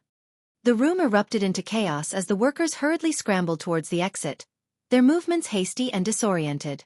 They hastily abandoned their tasks, leaving behind scattered notes and tools, as they adhered to their emergency procedures.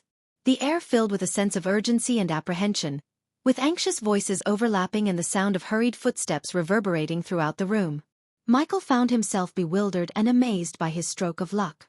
Taking control of the spider outside the coffin, he deftly directed it to jump onto the back of a young man who was hastily making his way out of the room. Oblivious to the tiny spider clinging to his back, the young man continued his frantic rush. As Michael observed the chaotic corridor outside, he witnessed a scene of turmoil and confusion. Soldiers were sprinting in every direction, the entire hall trembling under their hurried footsteps. Moreover, a sudden eruption of destruction caught Michael's attention. A brilliant beam of light demolished everything in its path, reducing carpets to ashes and reducing once beautiful portraits to mere rubble. The archway, adorned with intricate runes, exploded in a haze of smoke. The young man and several other workers, guided by Sky Hall soldiers, sprinted away from the crumbling arch, seeking safety. Focused on capturing the unfolding chaos, Michael instructed the spider to leap from the young man's back to the nearby wall, diligently recording every detail. Amidst the billowing smoke, a figure gradually emerged, distinct even in the obscured atmosphere. "Noah," Michael murmured, recognizing the familiar presence. Chapter 1002. Finding Noah. As Michael witnessed the sight of Noah surrounded by the fusion stage Sky Hall soldiers, he noticed a fierce determination in Noah's eyes. They blazed with an intense pure white light, a testament to his inner power. Standing there with his muscular frame and bare-chested, clad only in white trousers, Noah exuded an aura of strength. The Sky Hall soldiers, realizing the formidable opponent before them, shouted commands at Noah, their voices tinged with a mix of urgency and authority. "Stand down, Noah. Surrender peacefully," one soldier barked, his voice filled with a hint of fear. "You're outnumbered, Noah. There's no escape," another soldier called out, his tone laced with a mix of bravado and caution. Yet, Noah remained resolute, his fists clenched tightly. He stood tall, unwavering, as if rooted to the ground. The white light in his eyes intensified, a reflection of his unwavering determination and unyielding spirit. The Sky Hall soldiers cautiously circled Noah, their weapons drawn and ready for any sign of aggression. Tension hung heavy in the air as both sides stood at the precipice of confrontation. As Noah's eyes burned with pure white light, he channeled his inner power, snapping his fingers with a resounding crack. In an instant, a powerful wave of light erupted from his fingertips, radiating outward like a brilliant shockwave. The force of the blast sent the Sky Hall soldiers surrounding him hurtling through the air, their bodies tumbling and crashing into the walls with a cacophony of impacts. Seizing the opportunity amidst the chaos, Michael swiftly assessed the situation. He realized that Noah, somehow brought to the Sky Hall while he was unconscious, had tapped into a newfound strength, perhaps granted to him by his grace. Though questions and theories swirled in Michael's mind, he pushed them aside, recognizing the golden chance to infiltrate the Sky Hall further while the soldiers were preoccupied with Noah. With a surge of determination, Michael seized the moment and leaped out of the coffin, his stealth and agility aiding his escape from its confining embrace. He blended into the tumultuous scene, taking advantage of the soldiers' diverted attention. As Michael stepped into the corridor, he found himself face to face with Noah, the only two figures standing amidst the chaos. They locked eyes, a silent recognition passing between them. Without uttering a word, Noah raised his hand, and from his fingertips shot forth a bolt of white lightning, crackling with immense power. The lightning streaked towards Michael, who swiftly reacted by stomping the ground, causing a fallen Sky Hall soldier's shield to soar into his hand. With the shield raised, Michael braced himself as the lightning collided with it. The impact sent a jolt of force rippling through Michael's body, pushing him back several steps. Theta M. In the brief moment of respite, Michael wasted no time. He seized the opportunity and with quick thinking, snatched up a gleaming golden spear from the ground. Infusing his own energy into the weapon, he hurled it toward Noah. However, Noah responded with another surge of white lightning. The opposing energies clashed fiercely in the middle of the corridor, creating a cataclysmic explosion of light and darkness. The sheer intensity of the collision reverberated through the air, shaking the very foundation of the hallway. In an instant, the explosion unleashed a devastating impact, shattering the corridor into fragments.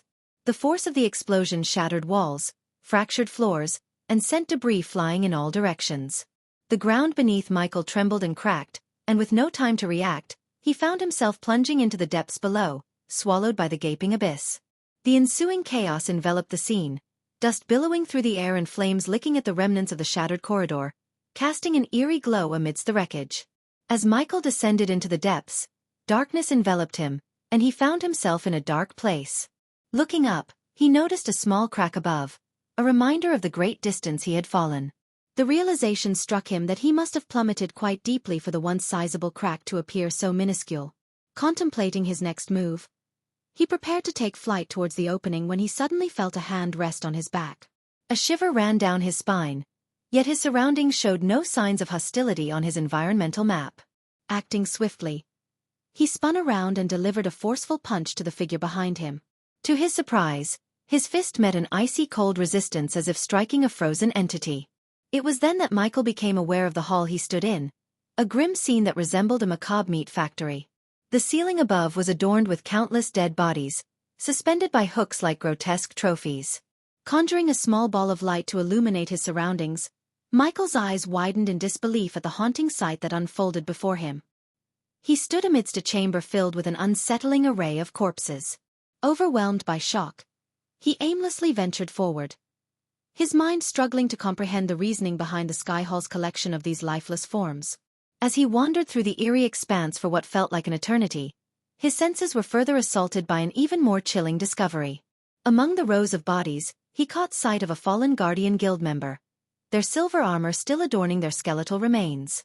The symbol of the Guardian Guild, etched on the chest plate, stood as a grim reminder of the once noble purpose this fallen warrior had served.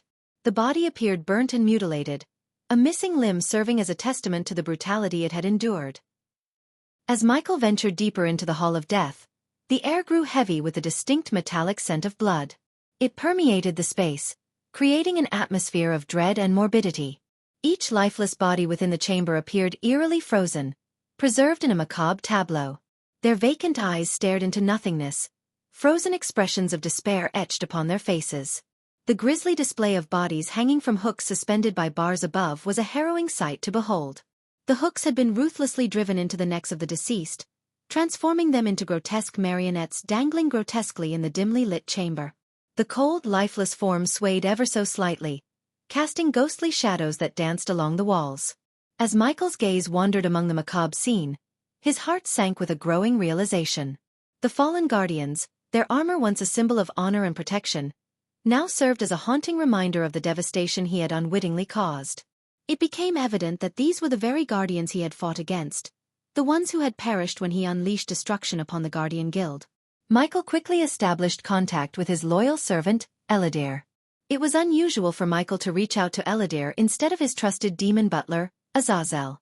However, Azazel had been inaccessible since his arrival in Itanes, leaving Eladir as the next best option. "Eladir, it's urgent," Michael began, his voice filled with a sense of urgency. He wasted no time in relaying the gravity of his discovery. "Use your mirror and witness what I've stumbled upon." With the spider on his neck capturing every detail, Michael transmitted the live feed to Eladir's mirror, ensuring that his loyal servant could witness the shocking scene. Eladir took a moment to process the incoming stream, and as the images unfolded before his eyes, a gasp of disbelief escaped his lips. The sheer horror of what he was witnessing rendered him momentarily speechless. He couldn't fathom the depths of the atrocities that lay within the Sky Hall. "My lord! Where are you?" Eladir's voice trembled, his shock palpable even through the communication device. "Sky Hall," Michael replied, his tone revealing the weight of the situation. The silence that followed spoke volumes, as Eladir's mind grappled with the magnitude of the revelation. Time was of the essence, and Michael knew it. "We don't have much time for discussion," he declared in a resolute tone. "Record everything I see." Concern for his master's safety welled up within Eladir. "My lord, you must escape that place. The dangers are unknown, and we lack knowledge of the layout and security measures in the Sky Hall," he urged, his primary concern focused on Michael's well-being. But Michael's determination remained unyielding. "No. This is a rare opportunity to infiltrate the Sky Hall. Something sinister is unfolding within its walls. They have plundered the Nether Realm, then collected demons' corpses from demon graves, and now they amass these corpses. I cannot allow this army of the undead to be raised against me," he explained, his voice tinged with a sense of responsibility and the urgency to take action. Michael understood the immense potential the dead bodies held. If given the chance, he could have sent them to Dalar, where they could be transformed into an obedient undead army, serving him faithfully. However, without the means to do so, he couldn't allow the Sky Hall to exploit these bodies and create their own formidable force. "I know the Sky Hall all too well," Michael replied, acknowledging Eladir's concern. "They will undoubtedly turn these corpses into undead beings or something even more sinister," he added with a heavy sigh. Realizing the imminent threat, Michael was resolute in his decision. "That's precisely why I must destroy these bodies," he declared. While he didn't want to obliterate the demon bodies, given their rarity and potential value, he needed to find a way to utilize them to turn the tides against the Sky Hall once the system came online. Without wasting any time, Michael retrieved a container filled with highly flammable liquid from his system storage. He hurled the container into the air, causing it to burst open, and unleashed a bolt of lightning from his fingertips. The resulting explosion sent the liquid raining down upon the lifeless bodies below, thoroughly drenching them in the volatile substance. Satisfied that every body had been soaked, Michael sought an exit and discovered a door leading to an unknown hall. Before venturing further, he activated his X-ray vision to scan the next hall, revealing no signs of life. However, the absence of life was not enough to put his mind at ease. This place had shocked him repeatedly, and he remained prepared for any unexpected encounter. With a firm twist, Michael broke the lock and swung the door open. Simultaneously, he flicked his finger toward the drenched bodies, igniting a slender flame that danced through the air. Upon contact with the flammable liquid, the flame instantly erupted into a raging fire, engulfing the dead bodies in its relentless embrace. The crackling of flames filled the air, accompanied by the acrid scent of burning flesh, as the inferno consumed the corpses with a ferocity akin to a wild wildfire. The Sky Hall was facing a dire situation, with both Noah wreaking havoc from above and Michael setting ablaze the amassed bodies below. Noah's destruction had managed to disable the defense arrays, granting Michael a chance to venture deeper into the sky hall undetected. As Michael moved into the next hall, he encountered a stark contrast to the previous chamber. This expansive hall was devoid of any bodies or significant objects. It stood empty, an open space stretching out before him. Suddenly, the echoing sound of hurried footsteps reached Michael's ears. Reacting swiftly, he propelled himself off the ground with a single powerful leap, effortlessly scaling the walls to position himself on the ceiling, much like a spider observing its surroundings. From this vantage point, he watched as several soldiers, donned in dark armor, rushed into the hall with urgency. As the soldiers rushed into the hall, their footsteps echoed through the empty space. Their urgent voices filled the air as they realized the gravity of the situation.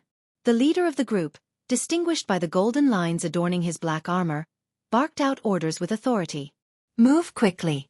We have a fire to extinguish," the leader commanded, his voice resonating with a sense of urgency. The soldiers hurriedly made their way toward the next chamber, their voices blending in a chorus of confusion and concern. "How did the fire start?" one soldier questioned, his voice tinged with bewilderment. "Could it be from the battle above with Noah?" suggested another soldier, trying to make sense of the situation. Amidst the rush, a soldier dared to question the decision of the Sky Hall elders. "Why did the elders keep Noah's presence hidden from us? If we had known, maybe we could have been better prepared," he exclaimed, frustration lacing his words. The higher-ranking soldier, displaying unwavering resolve, swiftly shut down any thoughts of questioning. "There is no time for that now. Our priority is to put out this fire and secure the Sky Hall. We can't waste time pondering the elders' decisions," he declared, emphasizing the need for immediate action. Their hurried voices echoed through the hall as they moved closer to the chamber, unaware of the raging inferno that awaited them. As Michael observed the soldiers rushing towards the chamber where the fire consumed the bodies, a sinister figure entered the room. This man was adorned in a dark gray garment, complemented by black gloves and boots. His appearance sent shivers down the spine, for his face exuded an aura of pure malevolence. The man's bald head gleamed under the dim light, accentuating his skeletal features. His thin, almost emaciated visage lacked any semblance of flesh, with thin brown skin stretched tightly across his skull-like face. The man's yellowed teeth, crooked and stained, added to his eerie countenance. His sinister presence was accentuated by the absence of eyebrows, leaving his eyes cold and piercing. As he arrived in the hall, he took a moment to sniff the air, his senses attuned to the scent of death that permeated the space. "I smell death in here," the man spoke, his voice sending a chilling shiver through the air. Chapter 1003. Cruelty of the Sky Hall. Michael clung to the ceiling, his gaze fixed on the bald and eerie man as he scanned the hall.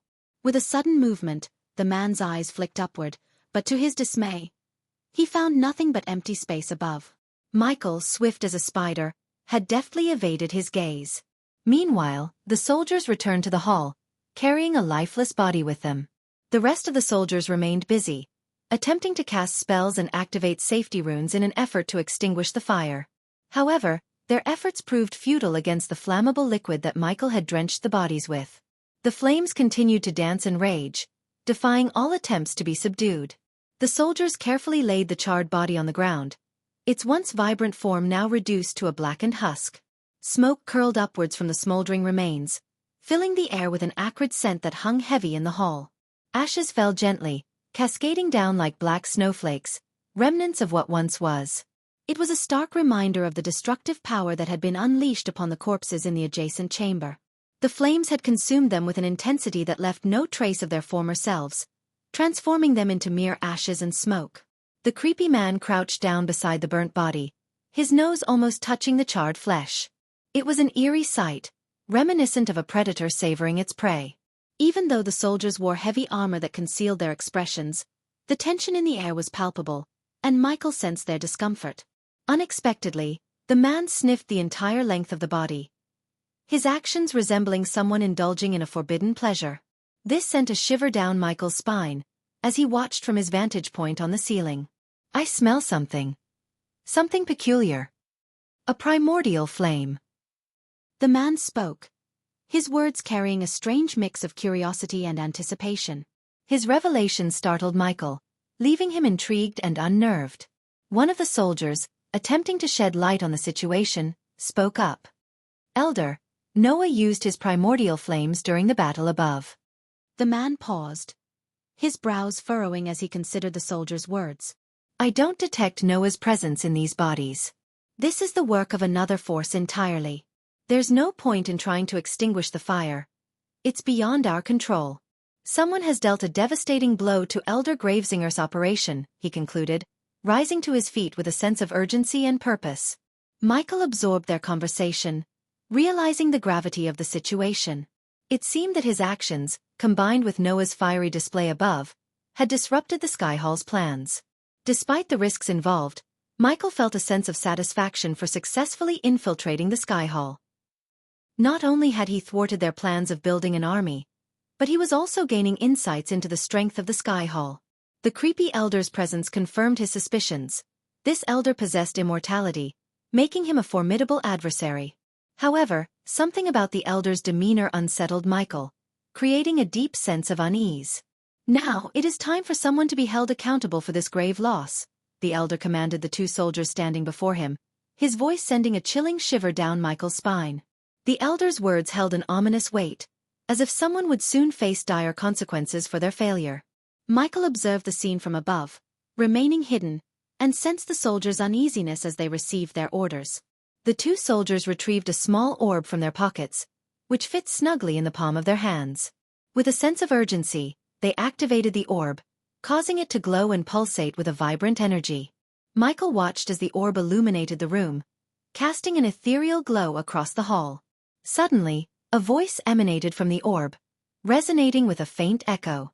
Squadron 12, report to the Hall of Runework immediately, the voice commanded, its urgency evident. Michael listened intently, hidden from sight, as the voice continued. Most of the squadron is injured from their encounter with Noah. Proceed with caution. The creepy elder's eyes narrowed, a sinister smile playing across his face. Send all of them regardless of their injuries, he declared in a bone-chilling tone, relishing the opportunity for further mayhem. Moments later, a group of 6 soldiers entered the hall, adorned in tattered silver robes that bore the marks of their battle with Noah. The robes were torn, bearing scorch marks and stains of blood. Fatigue weighed heavily upon their features, their bodies marked with bruises, and their hair disheveled from the intensity of their recent struggle. The soldiers stood before the elder, their weary gazes meeting his malevolent stare. The tension in the air was palpable as the elder prepared to address them, his voice dripping with a twisted enthusiasm for the impending task at hand. The elder's eyes narrowed further as he stared at the soldiers, a chilling aura surrounding him. Explain yourselves, he demanded, his voice laced with an unsettling mix of anger and curiosity. Why did you leave your posts where you were supposed to guard the corpses for Elder Gravesinger? The soldiers, trembling with fear, stuttered in their response. We heard commotion above and went to investigate, one of them managed to utter, his voice quivering. We found Noah and we fought him to try and stop him. The elder's eyes gleamed with a sinister light as he circled around the soldiers, sniffing the air around them as though he was enjoying the fear in the air. And were you able to stop Noah from escaping the Sky Hall? He asked, his voice dripping with anticipation. The soldiers, their voices barely audible, whispered in unison, No.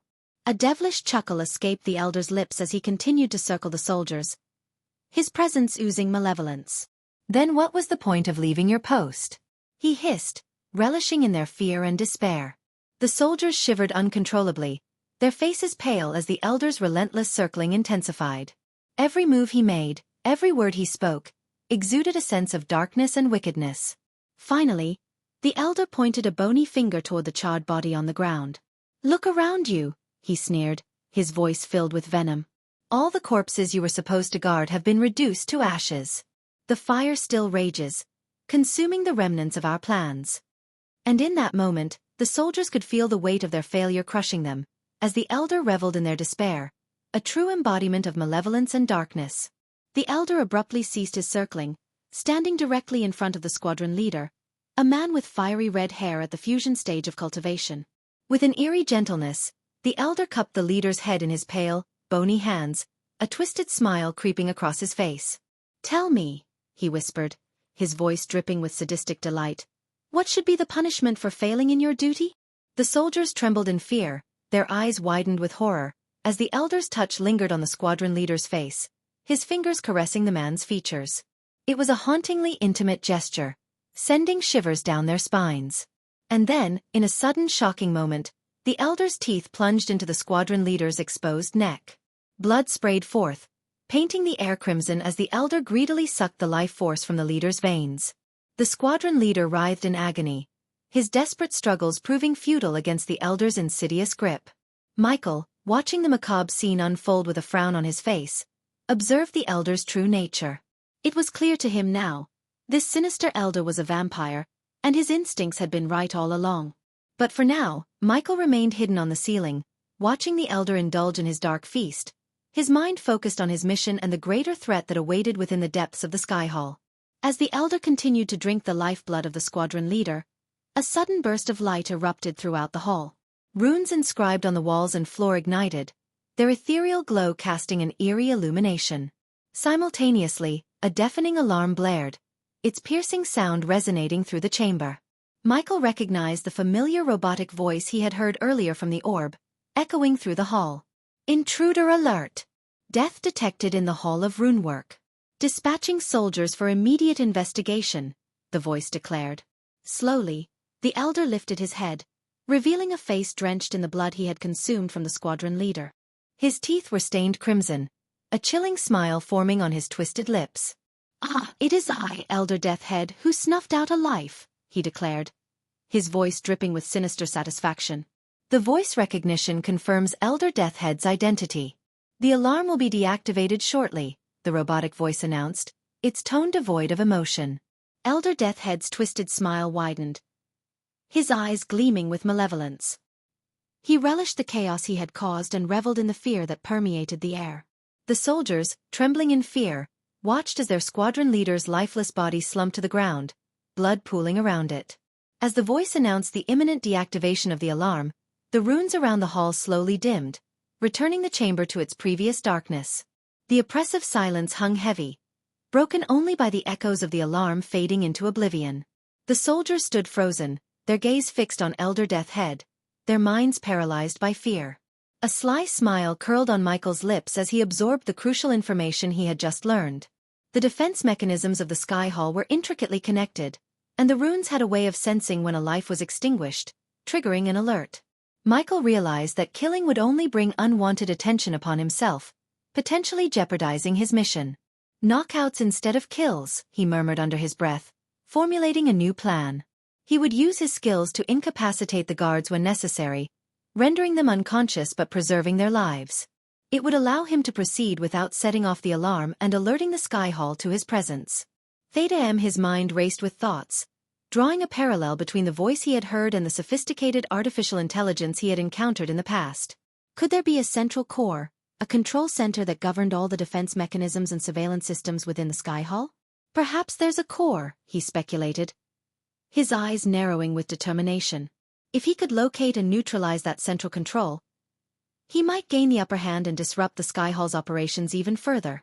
But first, he needed to navigate through the treacherous halls and encounter more clues that would lead him to this elusive core. With newfound resolve, Michael ventured deeper into the heart of the Sky Hall, his mind buzzing with strategies and possibilities. He knew that his mission had just become even more complex, but he was determined to uncover the truth and put an end to the sinister plans that unfolded within those walls. Slowly, Elder Deathhead slowly rose from his crouched position, a twisted smile stretching across his face as he surveyed the remaining members of the squadron. Their leader's body now appeared shriveled and mummified, a ghastly sight that sent shivers down their spines. The elder's cold gaze fixed upon the terrified soldiers, his eyes gleaming with a wicked delight. With a chilling voice, he addressed them, his words dripping with malevolence. "You have failed in your duty and betrayed the Sky Hall. Such incompetence deserves a severe punishment." The soldiers, trembling and panic-stricken, pleaded for mercy, their voices filled with desperation. "Please, Elder Deathhead. We were only following our leader's orders. We didn't know it would come to this." The elder merely chuckled, paying no heed to their pleas. He turned his attention to the black-armored soldiers standing nearby, their presence intimidating and foreboding. With a casual wave of his hand, he issued a chilling command. "Throw them into the fire. Let them burn with the bodies they were supposed to guard." The squadron soldiers' screams echoed through the hall as they begged for forgiveness, their voices laced with terror and remorse. "No, please. We didn't mean any harm. We were just following orders." But their pleas fell on deaf ears as the black-armored soldiers, devoid of compassion, delivered swift punches, knocking the squadron members unconscious. With a callous disregard, they dragged their limp bodies towards the door leading to the hall where the bodies were burning. Michael, hidden in the shadows, watched with a furrowed brow. He knew he had to act carefully, avoiding detection while finding a way to intervene. The scene before him was a harrowing testament to the cruelty that permeated the Sky Hall. Chapter 1004. Michael being the sneaky assassin. As the two black-armored soldiers dragged the unconscious squadron soldiers toward the door leading to the hall where the bodies still burned, they exchanged grim remarks about their unfortunate fate. "These poor souls had the misfortune of catching Elder Deathhead's attention," remarked the first soldier, his voice laced with a mix of pity and indifference. With a creak, the first soldier swung open the door, unleashing a wave of searing heat that washed over them. Ignoring the intense heat emanating from within, he callously tossed the lifeless body he was dragging into the fiery abyss. Inside the hall of burning corpses, soldiers battling the flames shouted angrily at the black-armored soldier who had disturbed their efforts. "You! Get over here and lend us a hand with the runes. We need assistance." The first soldier turned to his companion, a cold determination in his eyes. "Keep dragging them and throwing them into the fire," he commanded, his voice devoid of sympathy. "I'll go and see what's wrong with the runes." Without hesitation, the second soldier continued his grim task, each unconscious soldier meeting the same fiery fate. Meanwhile, the first soldier ventured into the chaotic hall, making his way towards the malfunctioning runes as the smell of the burning corpses permeated through the air. As the second soldier made his way back toward the unconscious squadron soldiers, Michael's sly smile grew wider. He had formulated a cunning plan to delve deeper into the secrets of the Sky Hall. With impeccable timing, as the soldier descended directly beneath him, Michael swiftly descended from the ceiling, landing with a precise and powerful punch that knocked the soldier unconscious. It was a calculated strike, carefully suppressing his strength to avoid killing the soldier. Moving swiftly, Michael wasted no time. He immediately removed the silver armor he had been wearing and put it away in his system storage. Disguising himself was second nature to him, and he deftly donned the black-armored soldier's attire, blending seamlessly into the role. Like a chameleon changing its colors, Michael transitioned from disguise to disguise, utilizing his adaptability to navigate the intricate web of the Sky Hall undetected.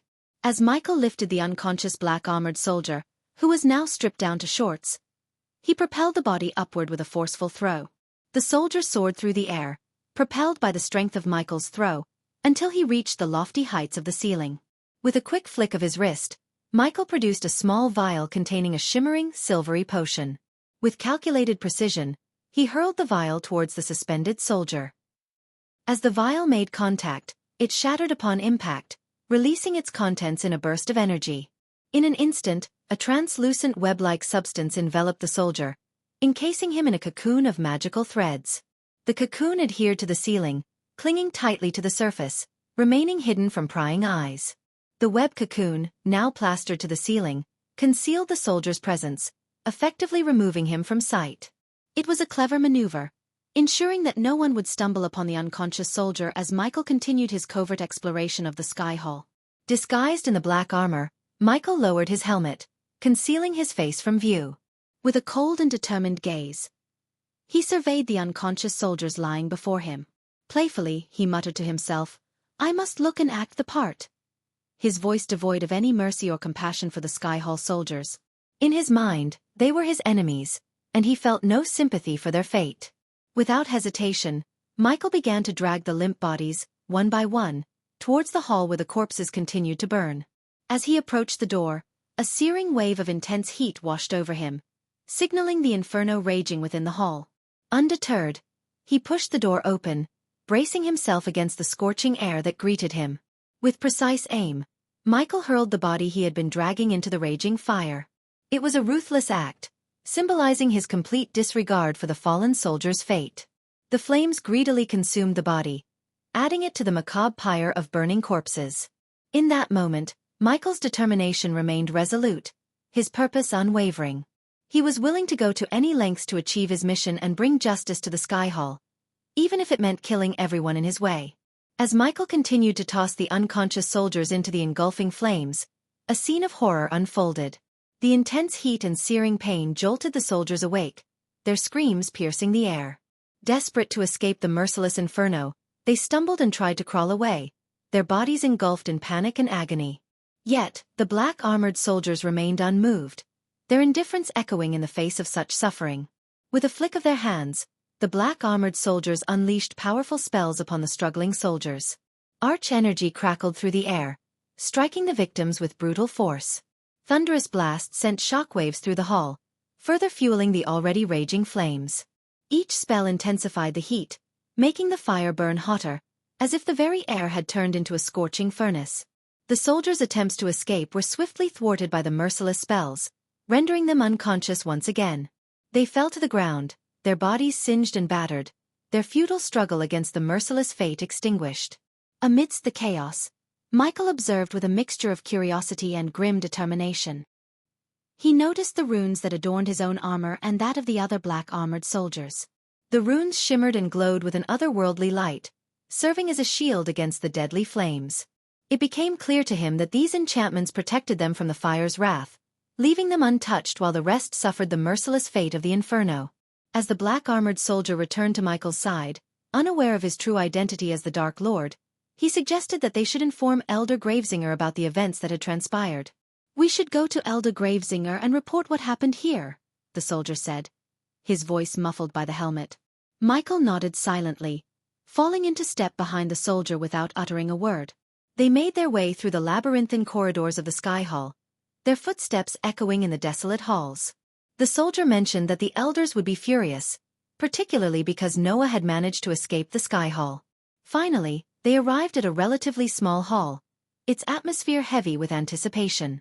In the center of the hall, a glowing array resembling a complex chakra pattern adorned the floor.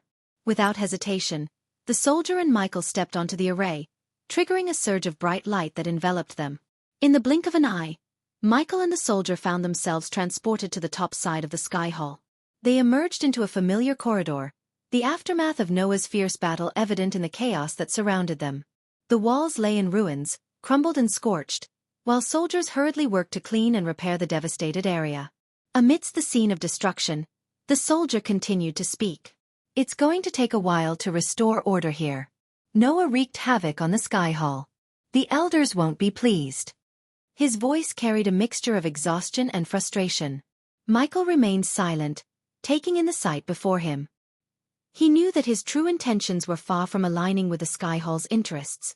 As Michael and the black-armored soldier made their way through the chaotic corridor, the silver-armored soldiers stationed along the path saluted them, acknowledging their authority within the Sky Hall's hierarchy. It became apparent to Michael that the black-armored soldiers held a position of high esteem among their ranks. Among the soldiers in the corridor, he witnessed many of them nursing wounds and injuries sustained during the confrontation with Noah. Some soldiers were seen drinking healing potions to expedite their recovery. Mixed in with their attempts to heal, Michael overheard a few injured soldiers cursing Noah with venomous words, expressing their frustration and anger. "Damn that bastard! He tore us apart.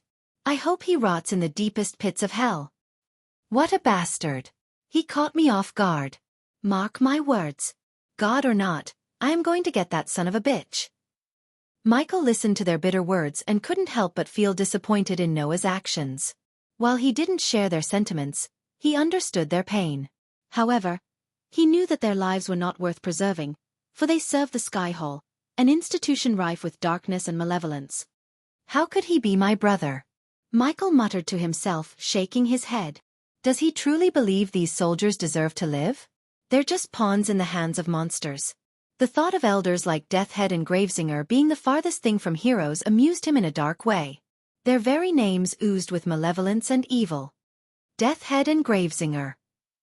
Truly fitting names for these villains, Michael murmured with a sardonic smirk, recognizing the irony in their chosen titles. As Michael and the black-armored soldier maneuvered through the labyrinthine corridors and halls, a thought lingered in Michael's mind. Despite his personal disdain for Noah, he couldn't deny the effectiveness of Noah's assault on the Sky Hall. It made him wonder about the extent of power that the grace bestowed upon Noah, allowing him to wreak such havoc. Finally, they emerged from the dilapidated structure, stepping out into a sprawling graveyard. The scene before them was haunting, as countless headstones adorned the landscape, their names worn away by time and neglect. The graveyard seemed to stretch endlessly, shrouded in an eerie stillness. The air felt heavy with a somber atmosphere, and Michael wrinkled his brow as a sense of death permeated the surroundings. The trees that lined the graveyard stood tall, their leaves gray and lifeless, contrasting with their black, gnarled bark. It was as if even nature mourned within this desolate place. Michael took a moment to absorb the sight before him, his senses heightened by the lingering scent of death that seemed to cling to the air.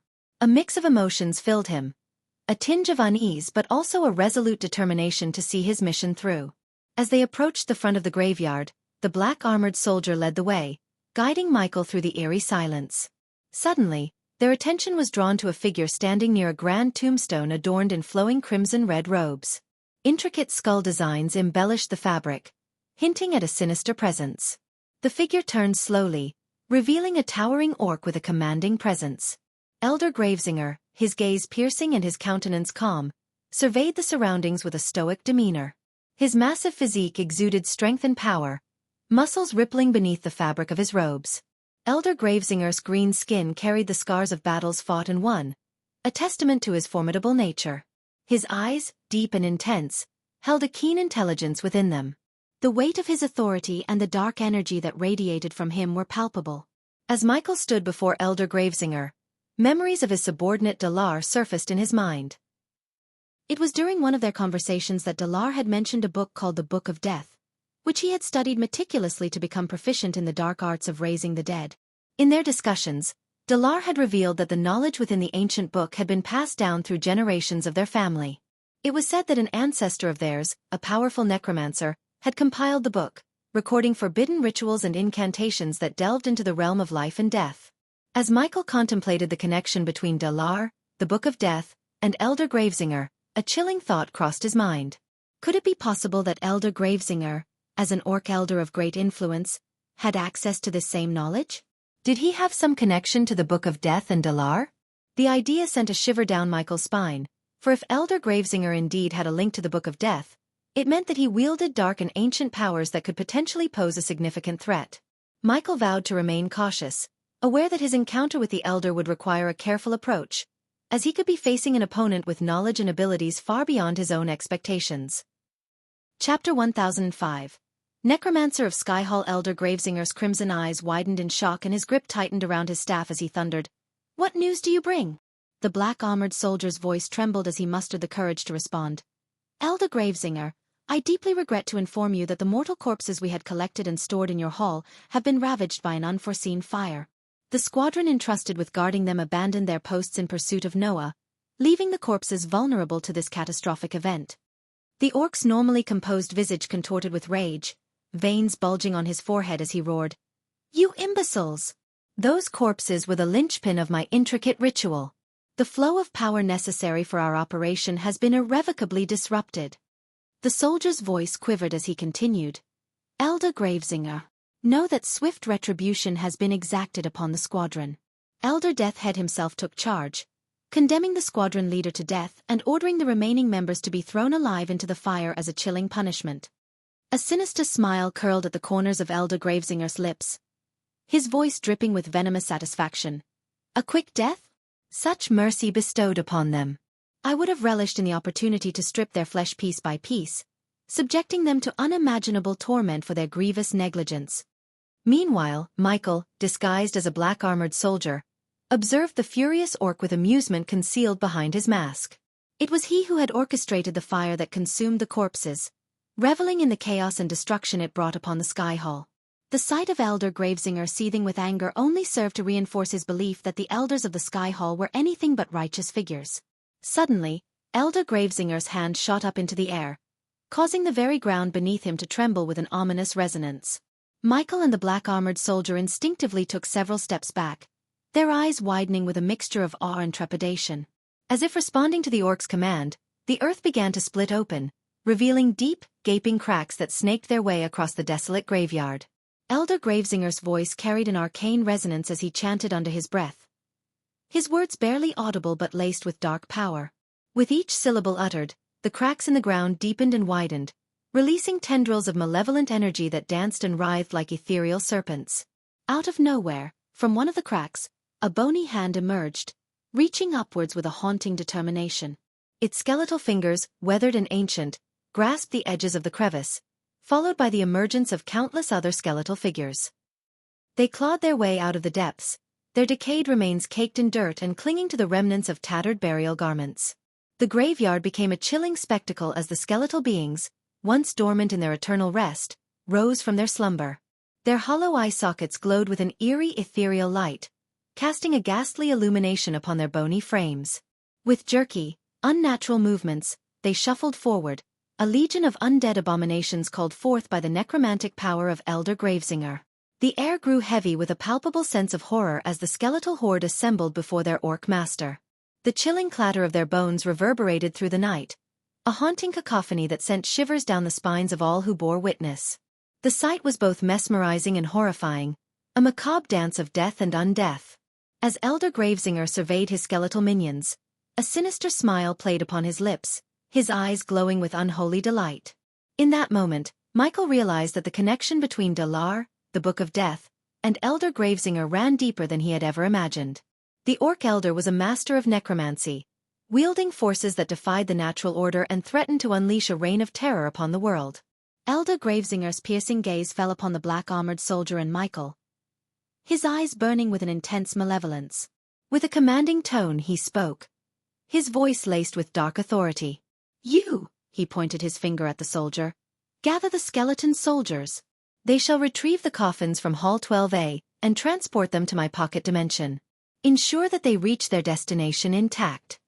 The black-armored soldier, his voice laced with a mix of obedience and fear, responded, "Yes, Elder Gravesinger." "The skeleton soldiers will carry out your command." Elder Gravesinger turned his attention to Michael, his eyes narrowing as he studied the disguised figure. "And you, ensure that no one interferes with the skeleton soldiers' task. Protect their path and eliminate any who dare to stand in their way." Michael, hidden beneath the black armor, nodded in acknowledgement. "Consider it done, Elder Gravesinger. No one will impede the progress of your soldiers." With a final chilling smile, Elder Gravesinger's gaze shifted back to the skeletal horde assembled before him. "Go now, my minions. Retrieve the coffins and deliver them to the teleportation hall. Let nothing deter you. The power within those coffins is vital to our cause." The skeleton soldiers, animated by force beyond mortal comprehension, heeded their master's command.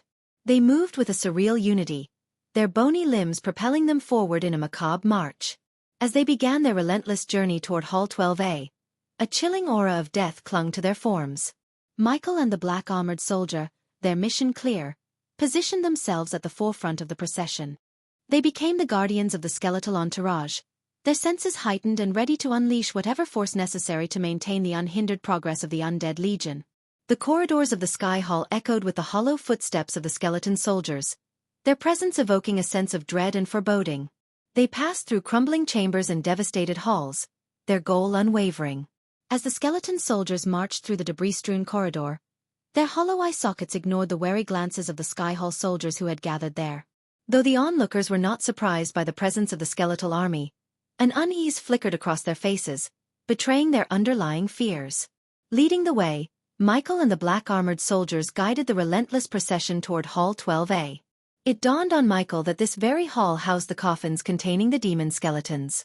These coffins were once exhumed from the depths of demon graves and brought to the Sky Hall for inspection before being sent to the Rising Hall. Drawing connections, Michael's mind raced as he pieced together the intentions of Elder Gravesinger. It became evident that the Orc Elder spearheaded the endeavor to unearth these demon coffins, presumably with the aim of raising an undead army to oppose him, the Dark Lord. The fortunate turn of events, with the fire ignited by Michael and Noah's escape, had compelled Elder Gravesinger to relocate the coffins to his pocket dimension outside the confines of the Sky Hall. A daring idea began to form in Michael's mind, fraught with risk yet pregnant with possibilities. The shifting tides of fate had granted him an opportunity to exploit this situation to his advantage. As they reached Hall 12A, Michael was greeted by the familiar sight of a vast warehouse, where ancient coffins stood in neat rows, their weathered surfaces whispering of the secrets held within.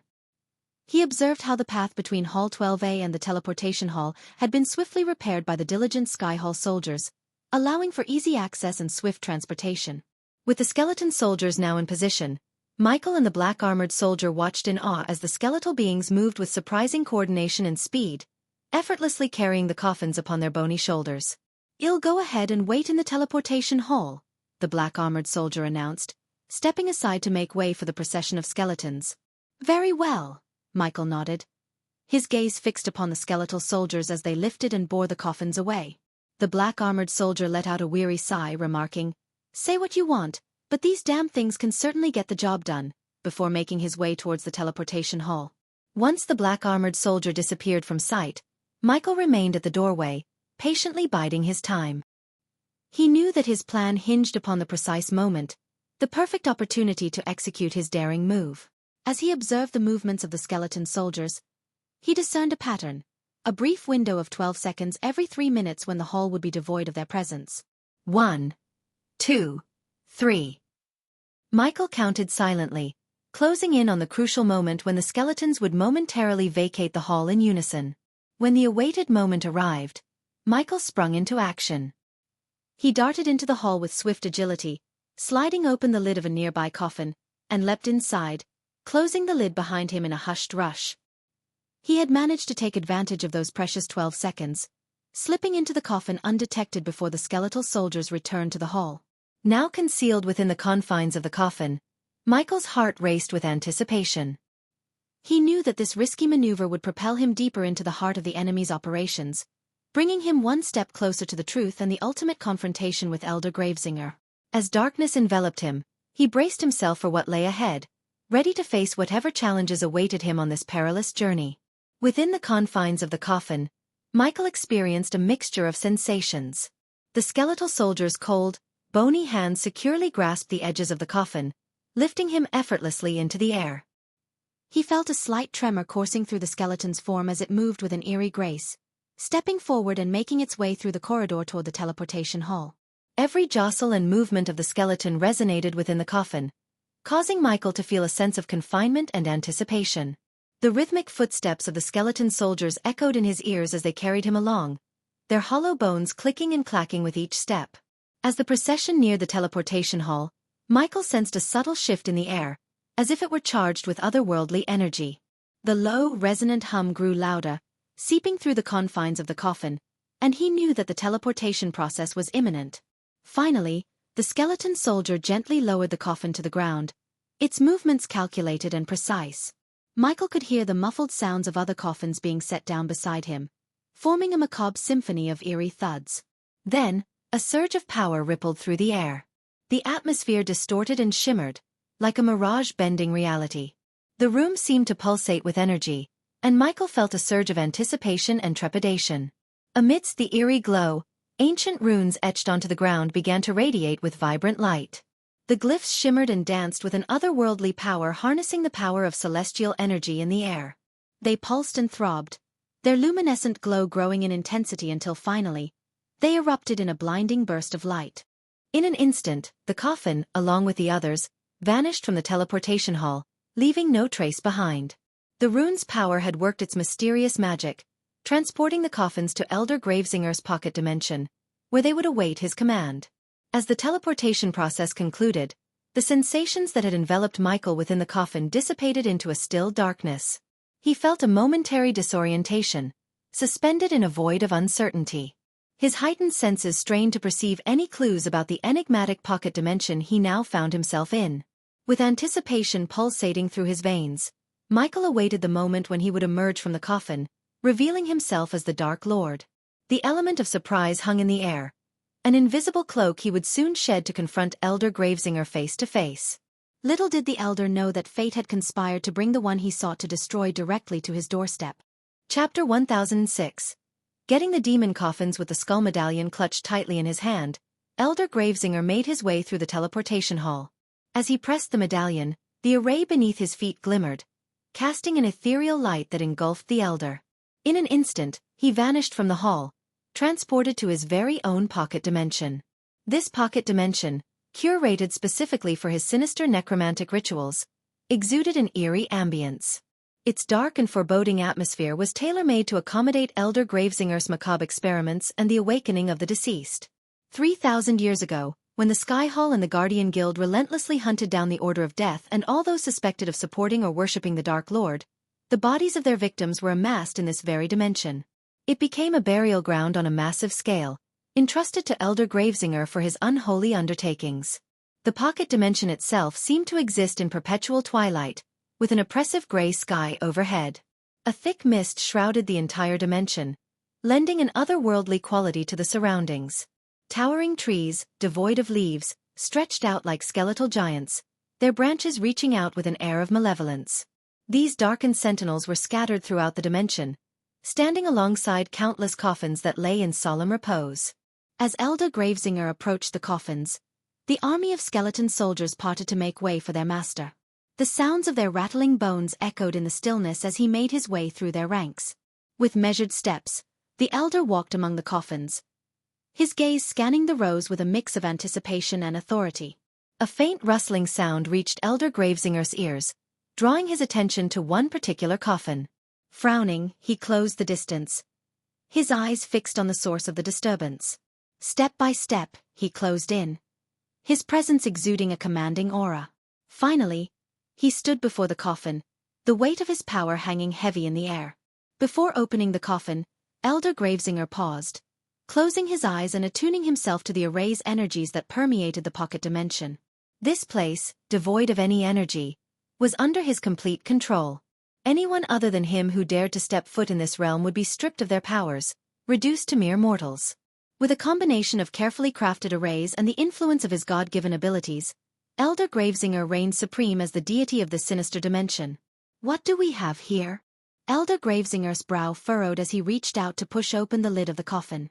However, before his fingers could make contact, a sudden explosion shattered the coffin into fragments. The force of the blast rippled outward, knocking several of the skeleton soldiers off their feet. Yet, to the surprise of all, Elder Gravesinger remained rooted in place, defying the expected impact. In the blink of an eye, a hand emerged from the chaos, seizing hold of the skull-shaped medallion that adorned Gravesinger's neck. Before the stunned elder could react, the hand swiftly plucked the medallion from his possession. A potent gust of wind surged forth, catching Gravesinger off guard and propelling him through the air. The entire sequence of events unfolded in a mere heartbeat, leaving those who witnessed it bewildered and astounded. The explosion of the coffin sent a cloud of dust and smoke billowing through the air, obscuring the scene from view. As the particles settled, revealing the aftermath, Elder Gravesinger was found sprawled on the ground, his body covered in a layer of dirt and mud. He swiftly rose to his feet, brushing off the soil that clung to his robes with a frustrated swipe of his hand. In a state of urgency, Elder Gravesinger's hand instinctively reached for his neck, his fingers searching for the familiar weight of his precious skull medallion. However, a growing sense of dread engulfed him as his touch met nothing but empty space. His eyes widened in realization as he understood that his treasured talisman had been snatched away, leaving him vulnerable and unable to teleport out of this place without activating the special arrays, which would take time. As the dust and smoke settled, revealing the aftermath of the explosion, a figure emerged from the haze, donned in a suit of black armor. The armor bore an intricate skull emblem, its eyes radiating a haunting crimson glow. Elder Gravesinger's gaze locked onto the figure, and his heart skipped a beat. He knew this face all too well. It was the visage of the Dark Lord himself. Time seemed to stand still as Elder Gravesinger's eyes widened in shock and disbelief. He stumbled backward, his jaw slack, unable to comprehend the sight before him. The calmness etched upon the Dark Lord's face only deepened the sense of unease that gripped the elder's heart. The intensity of the crimson light in the skull's eyes contrasted sharply with the darkness of the armor, giving the Dark Lord an aura of both power and mystery. Elder Gravesinger's mind raced, attempting to process the magnitude of this unexpected encounter. Fear and uncertainty mingled within him, his hands trembling involuntarily. The Dark Lord's presence alone sent chills down his spine, and it became clear to the elder that he was facing an opponent far more formidable than he had ever imagined. Diddle, diddle, you are so little. A serene calmness resonated in Michael's voice as his words reverberated throughout the eerie pocket dimension.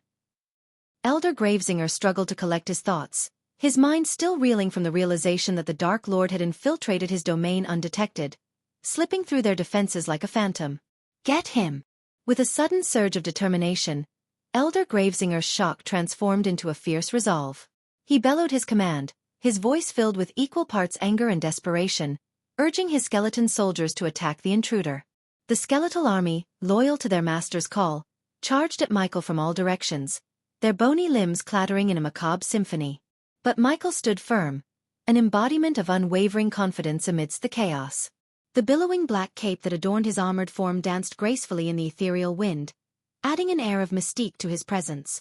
His eyes, once filled with crimson radiance, transformed into pools of pure darkness, exuding an otherworldly aura. In an instant, Michael unleashed his power, a torrent of dark energy surging forth from his eyes.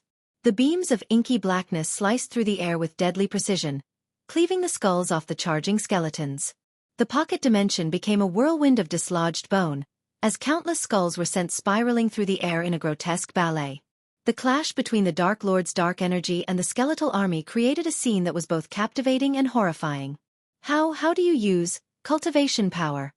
Elder Gravesinger's words stumbled out in a mix of shock and disbelief, barely forming coherent sentences. The realization that the Dark Lord possessed the power of cultivation struck him with profound astonishment. Michael, too, was taken aback by this revelation. He had assumed that the elders of Sky Hall held extensive knowledge about him, but it seemed that Gravesinger was oblivious to his capabilities. How can you hope to defeat your enemy? Michael calmly questioned, his voice tinged with a hint of incredulity, when you remain ignorant about who they truly are. As Michael spoke, the relentless tide of skeleton soldiers surged forward, their mindless existence fueled solely by Elder Gravesinger's necromantic powers. With no strategy or fear, they mindlessly charged at their intended target. Unfazed by the oncoming horde, Michael continued his deliberate approach, his every step purposeful. Growing darkness enveloped the area surrounding Michael, casting an ominous shadow over the confrontation. Within this shroud, Elder Gravesinger's gaze fixated on a sight that sent chills down his spine. He witnessed the emergence of a swirling black flame, burning within the depths of the dark shroud that encompassed the Dark Lord. The intensity of these black flames emanated searing heat, causing beads of sweat to form on Gravesinger's forehead. As the flame blazed forth, it consumed the approaching skeleton soldiers with ruthless efficiency. Before the mindless soldiers could draw near to the Dark Lord, their bones turned to ash, carried away by the whispering winds of the pocket dimension. The scene unfolded like a macabre dance as the relentless advance of the skeletons was met with the all-consuming power of the black flames. The air grew heavy with the scent of burning bone, mingling with the acrid tang of charred remains. With a mixture of frustration and desperation, Elder Gravesinger let out an enraged roar, his voice reverberating through the eerie pocket dimension. He realized that extracting any valuable information from the Dark Lord seemed futile. Enough! Gravesinger bellowed, his voice laced with fury. You won't get anything out of me with your pathetic attempts at conversation. In an act of grotesque defiance, his expression contorted into a deranged grin. With a swift, unnerving motion, he thrust his hand towards his own mouth, clutching his tongue tightly. The veins on his forehead bulged as the elder's face contorted in agony. Blood gushed from between his fingers, spraying in every direction, creating a macabre crimson mist in the dimly lit atmosphere. The torment etched across Gravesinger's face was juxtaposed with a manic glint in his eyes. He plucked his own tongue out, ripping it from his mouth with a sickening squelch. Blood cascaded from the severed tongue, splattering onto the ground in a grotesque display. The elder's twisted act of self-mutilation sent shockwaves through the air, mingling with the scent of blood and the stifled gasps of disbelief from those witnessing the scene. The sound of dripping blood and Gravesinger's pained gurgles filled the void, underscoring the depravity that unfolded before them. In this twisted moment, the dark forces at play revealed the depths to which Elder Gravesinger was willing to go. His madness and desperation laid bare for all to witness. The silence that followed was punctuated only by the faint whispers of the wind, carrying the weight of an unsettling realization. The battle between the Dark Lord and the Elder had descended into a realm far beyond the boundaries of sanity. As the macabre scene unfolded, a chilling laughter erupted from the lips of the Dark Lord. The sound reverberated through the twisted pocket dimension, mingling with the echoes of Gravesinger's pained gurgles and the lingering scent of blood. Amidst his laughter, the Dark Lord's voice rang out, cold and menacing. "Oh, Gravesinger, you misunderstand. I have no interest in torturing you for information. You possess nothing I need." His laughter subsided, replaced by an unsettling calmness that sent shivers down the spines of those present. Leaning closer, the Dark Lord's crimson eyes pierced through the shadows, fixed upon Gravesinger's bloodied form. "No, my dear elder. I am here for a much simpler purpose. I have come to kill you and claim all these coffins that you have amassed." The casualness in the Dark Lord's tone was unnerving, his words laced with a dangerous certainty. There was no room for negotiation or compromise. His intentions were clear, and the weight of his words hung heavy in the air. You're tuning in to the Wisdom Diary YouTube channel. Don't forget to subscribe and join us on this journey to catch the most captivating stories.